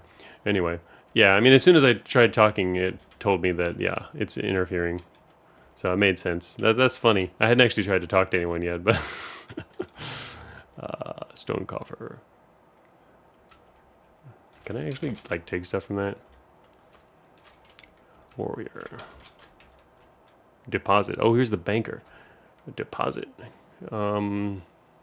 Identify items. I don't have anything unidentified right now. Huh. So I guess depositing is to... Does that save on weight?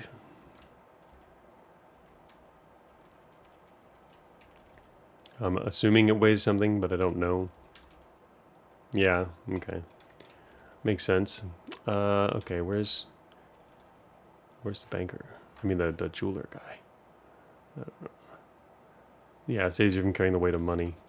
Makes sense. I mean, alright, so anyway, he's going to be a different color, I guess. So I just got to look for different colored guys and talk to them to find the jeweler. Alright, I'll use the mouse for this one. Hello, Mr. Jeweler.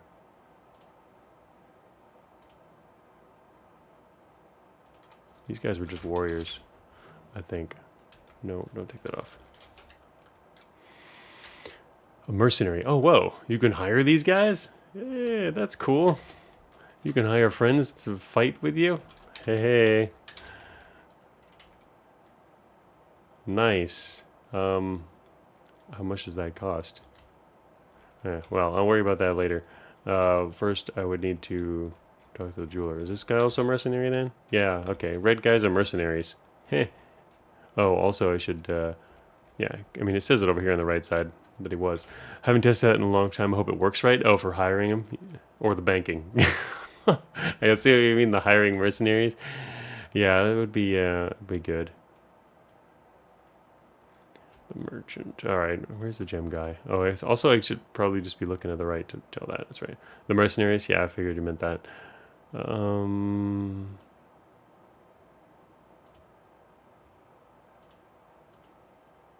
I need to find the gem guy. Jeweler. Herder.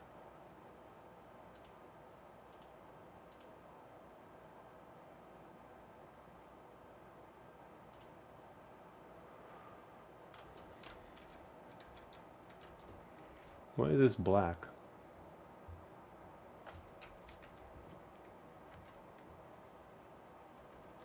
Just empty? No. Oh, there's a bit of a problem on the map here. They're showing as black, but when I step on it, then it appeared. This part of the map wasn't updating. No windows nearby? Yeah, but I was standing right here in the doorway. It wasn't showing what was here until I stepped on it. Oh, it's just dark? Hey, dude, get a light in your store. Oh, so by no windows, you mean there's no light coming in through from the outside. That's interesting. And does it mean there's a window? Isn't that a window right there? Isn't that enough? Oh, but it's true. I guess I don't have my own here. Makes sense then. Funky. You bump into something. You feel something at your feet. Yeah. Yeah, I'd have to light another torch.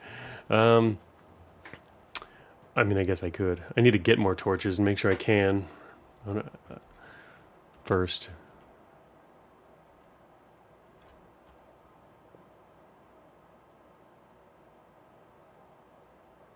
Oh, that's right. I have to change modes for this.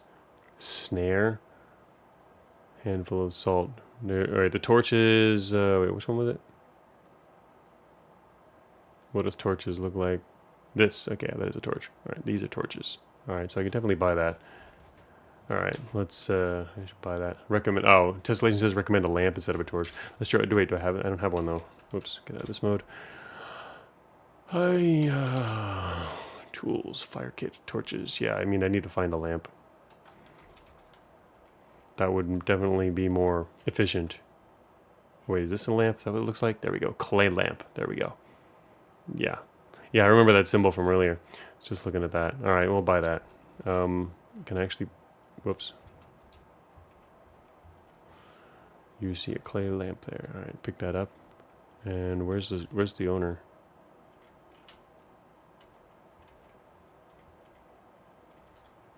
Bump into something. Okay, Mr. Hiding in the Dark. I will light a torch so I can see you. I will pay you for your lamp. 40 cc's. There we go.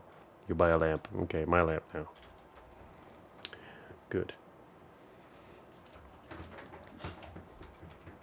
Anyway, well, we've already got a lit torch here. Anyway, now I can see. We can see candles, a sling, fire kit. Is a fire kit unlimited use? Oh wait, it won't last long. Oh, that's for making fire. I mean, I already have a fire kit, so I guess I don't need another one, huh? I mean, unless they get used up. I didn't actually look at that. I guess I could look in here, look under next page. Just tell me what a fire kit does. Contents can be used to start a fire. Won't last long. This is already read. It tells you about the fire that won't last long, but the kit itself, I guess, is can keep using it then. Fire kit's unlimited for now. I think you get limited charges. Okay, sure. Plain sack could fit a sack here. This plain sack could fit a good amount of supplies. Huh. So how does that help you? What's it do? You can get a sack. That gives you... I mean, you've already got a large inventory space. Does that... what does that do? Just for organizing stuff? Oh, I see. So you can put stuff maybe that you won't use for a long while into a sack, and then you can take... So there's containers, basically, that you can carry around. That's good. Okay, makes sense. Yeah, would certainly be helpful with larger inventories. Won't worry about that quite yet. Okay, so yeah, I'm still looking for the gem guy. There's the banker. No idea where he is. I guess in the meantime I could look for stuff to buy. The thing is, I don't know exactly how much, like what is, you buy stuff with copper, but then how do you convert silver to copper? But yeah, guaranteed to be at least one treasure dealer in a city. Yeah, I figured. I mean, didn't we see him earlier, in fact, too? So I mean, I know he's got to be around here somewhere. The thing is, he's running around though. If he's not in a stationary location, that's a bit of a problem. I think it's just went into all these rooms though, didn't I? Watching the right side to see if he pops up anywhere. 1 silver is 5 copper. Oh, they convert automatically. Okay. Oh, can we see that in here? It says it in... There we go. 1 silver coin is worth 5 copper coins, and 5 silver coins is worth 1 gold coin. Okay. So, yeah, so they'll convert automatically. That's good. So it's 5. So, yeah. All right. Well, it's not an amazing amount, but that does tell me exactly how much we have now. But what I don't know is how much all these gems will sell for. We can sell a bunch of treasure here and make who knows how much more money for buying stuff. And that determines kind of how much you're willing to spend on things. But having to find the gem guys, annoying.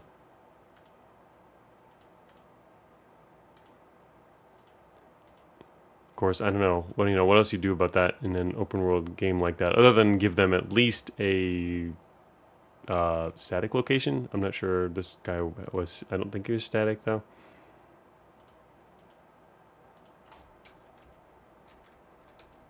Thinking of making shop signs that appear on the street to make it easier to spot certain shops. That is a very good idea. You probably, yeah, would want to do that. Like, there's plenty of space next to these doors for a sign, yeah.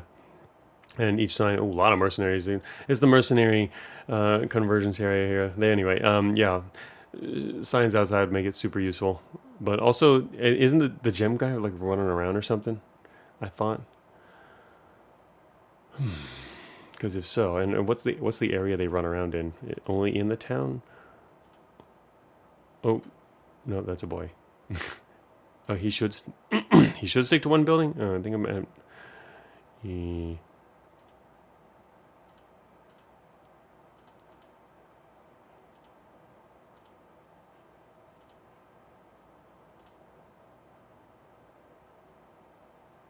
Town's not exactly huge.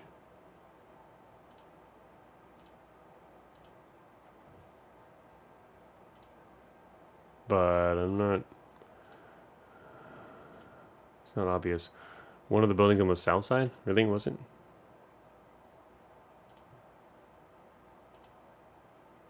Oh, treasure dealer. There he is. Yeah.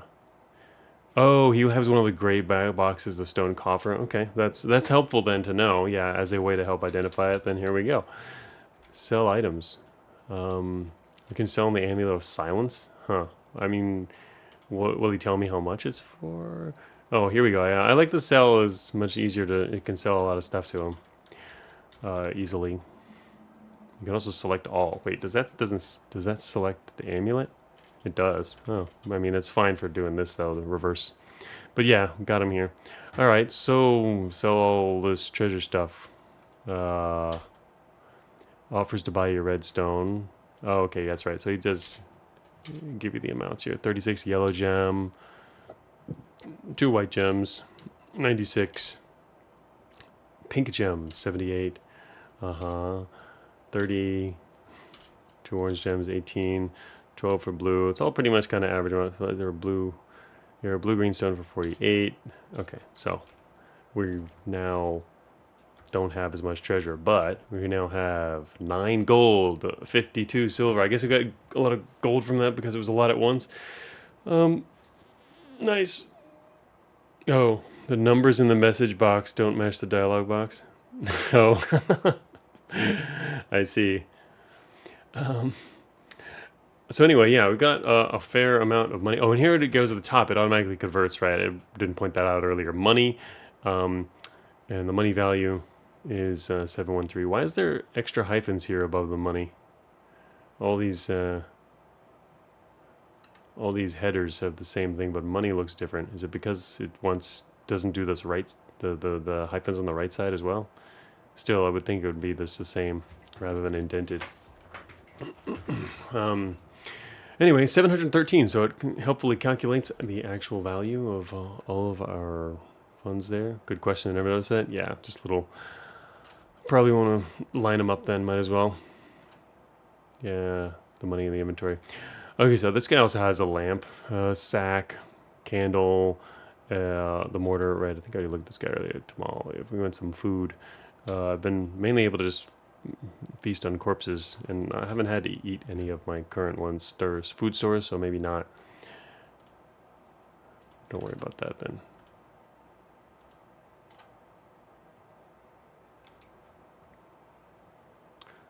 Snare, simple trap, made from strong cord, will close around any creature that passes through it. Although ideal for small game, larger animals will be able to break out quickly.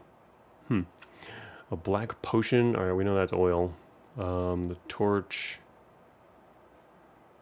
How much is the oil actually? Because I don't think I have any. Current potions. I have 1. I mean, it seems pretty useful though overall. Cost you 25. All right, that's fine. We'll pay that. Handfuls of salt.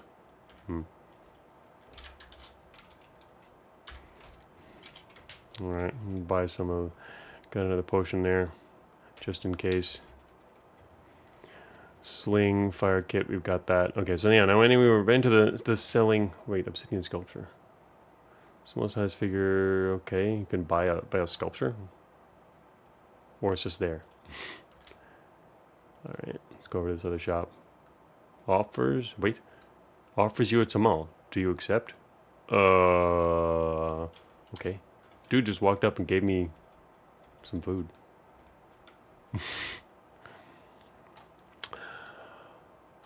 Alright, what's in this room? Piece of firewood. Really? Dude's selling firewood? Huh. Stone-tipped arrows. Friendly people offer you food when you're hungry. Oh, I'm currently hungry. I didn't even notice. That's funny. It's a funny way to remind me I'm hungry. Hey, you're looking hungry over there. Just completely forgetting you should eat. 18 cloth patches. They can repair damaged cloth armor and cloaks. I think just there's an extra letter and layered letters in there. Cloth armor and cloaks. Oh. Huh. Well, my current armor is I don't actually. Oh, I have damaged quilted armor. I guess quilted counts as that. So yeah, we probably could use that. I mean, if I can't find any other. So if I do, I have to take. I guess I don't have to take them all. Yeah, it's a number of them. I don't know how much each of them. 18 cloths, 8 or the 1 each. So whatever, that's fine. Yeah, we'll get that.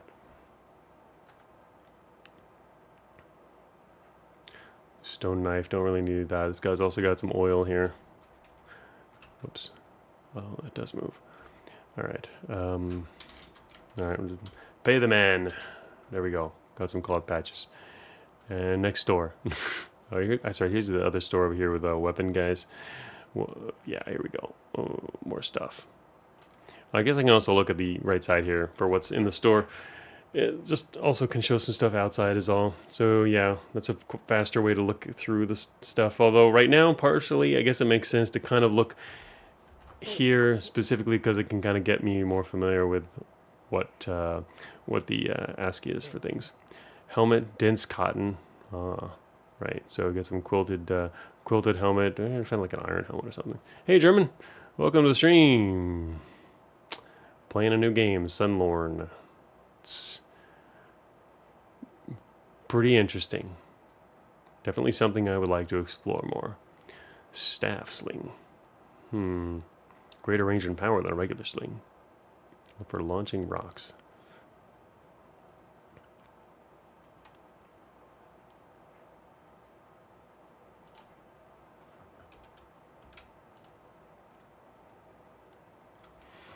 Okay, this guy's got a bunch of javelins, quilted helmet. Okay, obsidian knife is probably not bad, not good based on. Also, stone mace. I wonder how good that is. Oops. No, X is what I want. Stone mace consists of a knobby piece of stone fashioned. I can't actually examine the stats for a stone mace. I wanted to see what its stats look like. I'm currently using a stone spear. 4 to 16 base damage. And I guess I could pick it up. Cost you 25. And then we look at the stone mace. Unpaid, it's marked on our inventory here. It does some armor penetration otherwise. And it's a little slower and has armor penetration. That's the difference between that and the spear. So, something.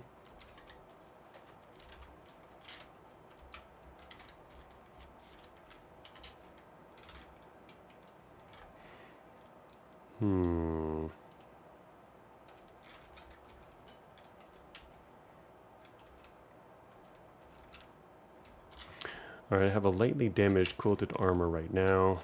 Actually, how much does this cost, I wonder? 60.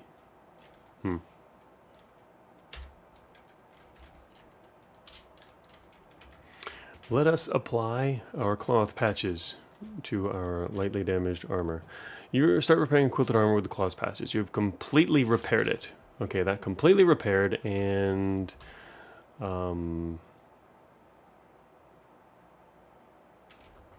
so it's regular now. It's just marked as a quilted armor. And did I have 9 left. Okay, so he's 9 there. It didn't say how many we used. So what I wanted to see was what we had left. So we got 9. Used half of our cloth patches to repair this armor. Okay, so anyway, I was curious about that because we can also buy another here. So it's more cost effective in that case to just repair what we had. There's also a quilted helmet. Technically, I already have an open-faced helmet. Wait, is that, what's the material of that though? It doesn't actually say. Open-face helmet. Protection 14. So I guess I'd have to compare by picking this up. And these, oh wait, that's a stone mace. Whoops. That's not what I wanted to pick up. I want to pick that up. There we go. This one, protection 3 durability. It's definitely not as good.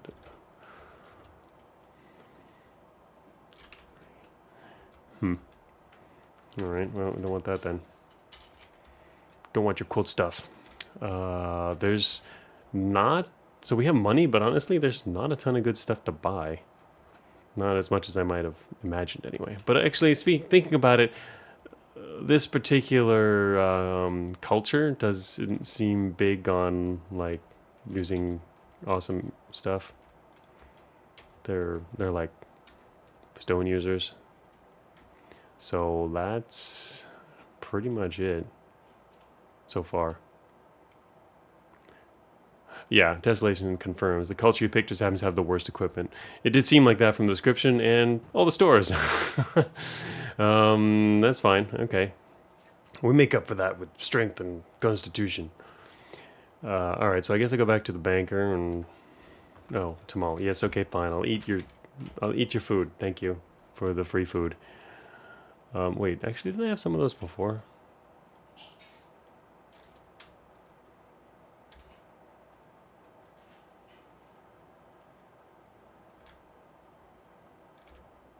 They really are concerned you're not eating enough. There we go. I've eaten 2. Actually, now that I have, honestly, I should buy some because I thought I had some in my inventory earlier. Where did those go? Did they like go bad or something? Oh yeah, they're rotten now. I see. I was eating stuff off the ground in order to save my rations for what I started with, but no, those go they go bad too, so I don't actually need those. I see. All right, well let's get rid of those then. I don't need that. Also, I'm still carrying those eggs. I should probably read more about that.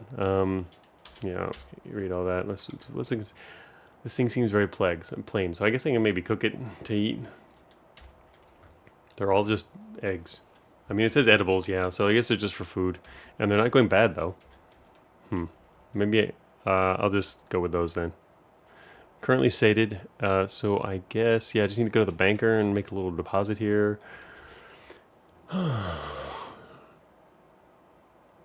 Oh, you can use salt to build a supply of permanent food. Oh, I see. That's good. I guess I was wondering if might want to buy salt for here.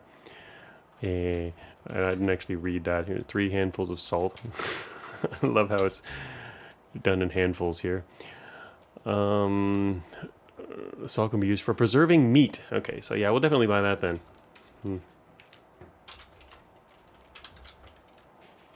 Oh, that's expensive. Not surprising, but okay, there. I'll buy some of that for later. And then we'll go back here to the banker and deposit. I guess we want to deposit. Wait, what? Oh, we can. I guess we want to deposit most of our stuff here. Well, no, there's one thing I wanted to do, which means I don't want to deposit their balance. All right, wait. No, I don't want to attack the banker. No, don't attack the banker. I want to take. Got enough javelins? I think so. I mean, I got iron ones. I got 6 iron tip javelins, so that's a lot. I'd can use up the other ones first. That's a total of 20 javelins, and iron lasts a while, it would seem. I haven't even been using the iron ones. I was just using up obsidians earlier. Okay, actually, no, I need some money here. Give me 100. I need some money, because I good amount. Yeah, it seems okay. Anyway, I'm going up here to hire a mercenary. Hello, Mr. Mercenary. Hire this guy. 14 per day. I don't know how much that's going to be, but sure. What if he dies? Also, I can hire more than one, huh? I'm going to need more money for that, though. Seems like a good price. Well, I don't know what a good price is, but I can hire a whole army of these guys. Does that mean they're going to follow me? Yeah, nice. All right, so how much money do I have on me right now? 72. I don't know how long a day is, but I mean, if they die, it doesn't matter, right? I don't know how good they are. He's wielding a stone axe. He's your faithful companion. 108 hit points. Cool. All right. That seems cool. Anyway, I'll just stick with these guys. If I run out of money, I run out of money to pay them. And we are going to follow the road and wait for my friends. I don't know if they'd follow me in, but they're probably pretty good. A day is a long time. Oh, okay. Tesselation says a day is a long time. 2,400 turns. All right. Well, yeah, we'll have them for for a while then. Man, you could hire a lot of these guys. That seems pretty good. I mean, if I can't buy more good equipment, then we can also just buy more guys with more stone weapons. Okay, so equip. I need to get equipped myself. Oh wait, I'll put on my armor too. Also my open face helmet. Oh yeah. Where'd my friend go? Are they gonna come in here with me? I guess. Here they come. Here's one. There's 2. Let's do this. All right, we're going downstairs. A spear. Wait, did you just get by a spear? Both of them got hit. Yeah, I can see you wanted to see their health over there on the right. So if I rest. Mine are fully replenished. His don't come back. Alright. Try checking out the cairn. Oh, yeah, I didn't actually... Oh, what are they doing? They're gonna go fight something? What'd they just do? Oh, whoa. They're re-equipping themselves. He just grabbed a spear and the other guy picked up a bunch of rocks. Oh, shoot. This dude used a fountain? Okay, these guys are actually running around doing stuff. I didn't expect that. They pick up the stuff on the ground. Well... What if I don't want them to pick up my loot? Does that mean they're going to grab stuff that I want? Can I tell these guys to command to wait? Okay, I command them to wait, but I have to be in front of them. Yeah, it could be a problem. If they're gonna steal my stuff. Anyway, check out the cairn. I mean, oh, I'd have to actually use it? Oh. The spirits have heard you. You feel impervious to harm. Oh, it crumbles. Okay, so that is a thing you can use. Alright, I just saw it as a bunch of rocks. Didn't actually use it. We're now, like, fortified, apparently. Anyway, yeah, these guys are gonna go steal my stuff. Whatever, we'll find out. Find out shortly. Where'd the other guy go? Was he out looting? You call out to your companions. Here he comes. Alright, boys. Down the stairs. Karen gives a good... Oh, it's a good random effect. Ah, okay. Yeah, I'm afraid of fountains, but if you say that about Karens, I'm okay with Karens. Okay, there's a funky door. Where's my other guy go? Mercenary? Oh, shoot. Here, kill him.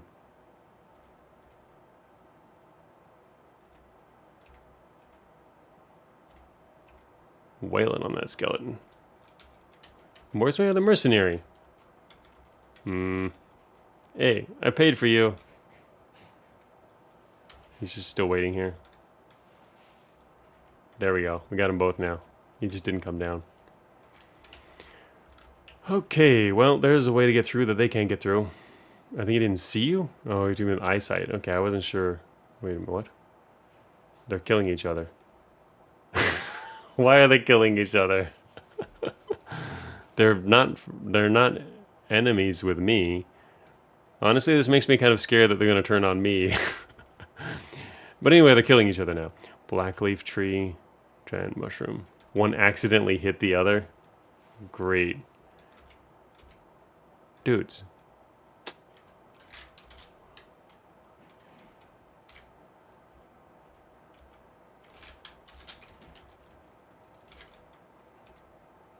They are ignoring my commands. I told them both to wait.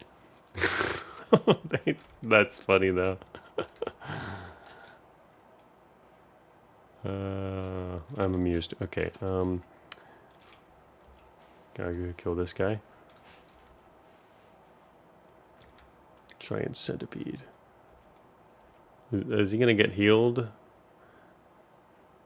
They won't wait if they see enemies no matter what you say. I figured. I was just wondering if I could find some way to calm him. Actually, speaking of calming, I forgot. I have these other abilities. Stingray form, soothe animals, air filter. Alright, soothe animals might come in handy soon.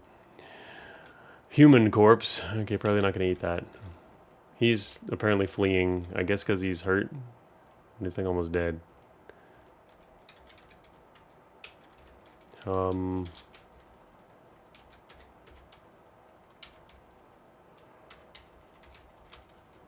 Dude, I'm not gonna pay you if you're gonna like just run away. All right, he is getting healed though. So I guess that's the problem if you've got a whole horde of guys with you. It might be nice if they don't kill each other in that case. I guess I'm just gonna bring them on in here. Because it wasn't such a good deal. I mean, they were cheap anyway. Didn't matter. Dexterity or charisma? Good charisma. Just don't like having a stat that might be useful, which is super low. It was pretty cheap. I didn't mind spending it. Copperhead. Oh, shoot. Oh, shoot.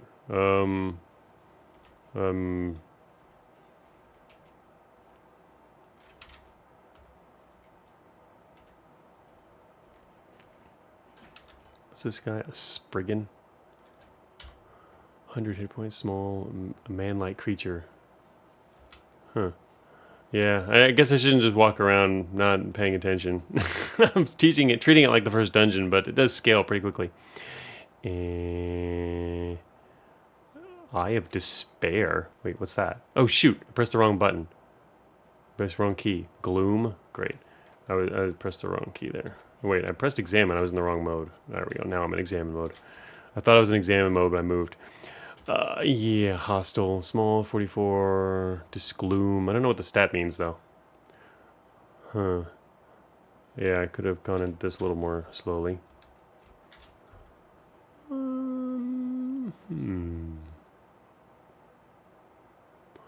I don't have a lot of good ways to identify stuff. What are we currently? Move delay, burden light. Oh, we're actually moving pretty quickly without all that on us. Check the guidebook to look up the status effect. Okay, makes sense.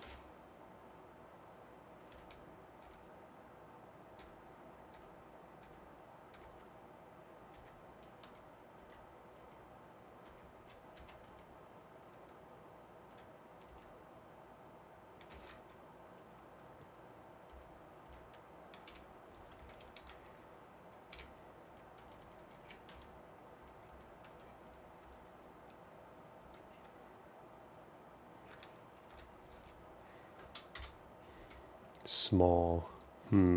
Small makes me assume he might be able to follow me into...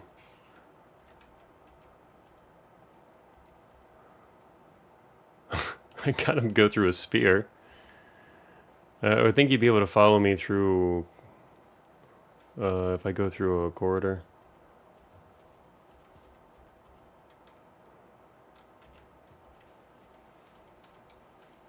Alright, he decided... Oh no, he's coming.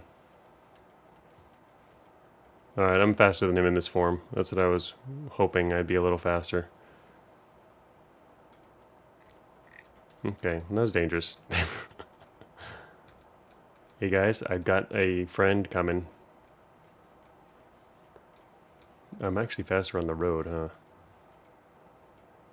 Oh wait, I shouldn't have gone this way. Should have gone the other way. Shoot, shoot, shoot, shoot, shoot. How come sometimes he's slower and sometimes he's faster? Spriggan. What exactly is he here? Man-like creature. Is it a... Can I calm it?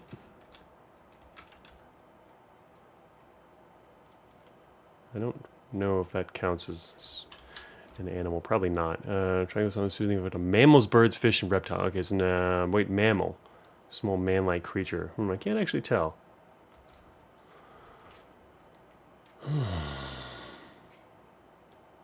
I should have gone west, though. Alright, I don't even know about that. Soothe animals.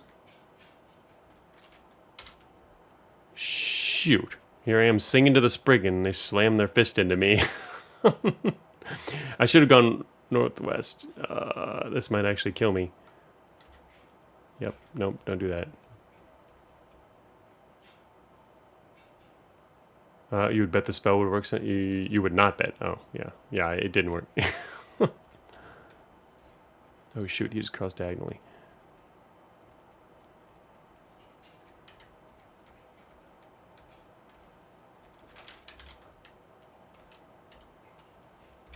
You're hired. You too are hired. Oh, wait. Oh, too busy. All right. That's why I said I should have come in here first. I was just gonna hire these guys. I should have taken a southward turn there. Yeah, kill that guy. Yeah, I didn't have to hire them, but I did. Surely you guys can kill this one Spriggan. Okay, good. Whew. All right, that was not cool.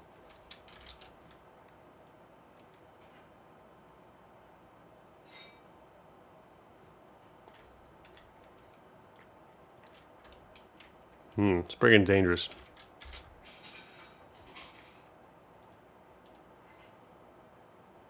I think the priests can heal you. Oh, what do you mean you think? Shouldn't you know?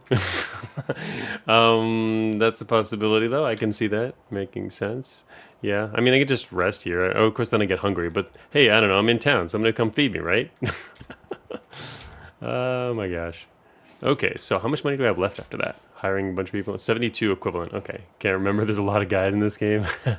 It is. This is interesting. Some of the things I think, they're a little time consuming to do, but I'm eager to explore more of the world. I mean, we're still, obviously right now we're just working on the main first town and entrance dungeon, but obviously there's a lot of places to go and people to see and things to do. So I'm looking forward to slowly getting more powerful, learning more about that, and obviously the script brigand was a problem. I should have been ready with, spears to just throw at stuff first, obviously, to make things weaker. And it was good that I had some friends at least. I should actually bring another friend or two back in there again for the next go. But yeah, let's see. Yeah, I have to go now. Actually, though, time is up for today. I have something I have to go do. Otherwise, I would continue from here. So I will continue streaming this. I'm not gonna certainly not gonna leave it at this. I'm sure you already got some decent feedback so far. But yeah, it was fun. Interesting. Looking forward to further updates. Actually, speaking of that, we have a save and quit here. That's good. It's not like when I was playing Tarn, the problems, he couldn't save and quit, so took a ton of notes. Tessellation says good, and I'm hopefully you get other feedback as well from all the other people who are going to be playing. I'm sure you'll get some more in the thread. I just put the thread up and then dropped my comment in there, so it's just started.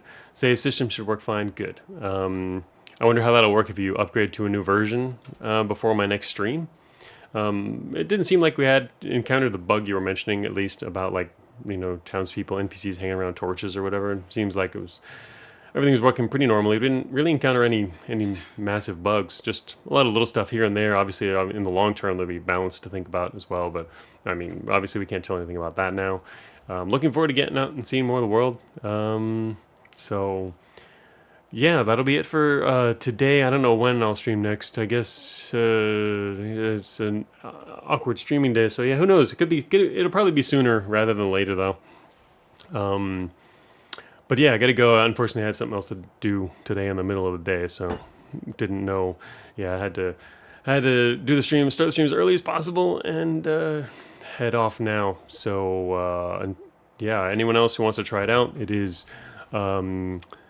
Sunlorn, you can see it on the RoguelikeDev subreddit if you need a link to that as well. And I also put up, yeah, it's in the Roguelikes Discord, and there's also in the announcements, and it's also on just the RoguelikeDev subreddit, also the Roguelikes subreddit. So I'm sure you'll be getting some feedback.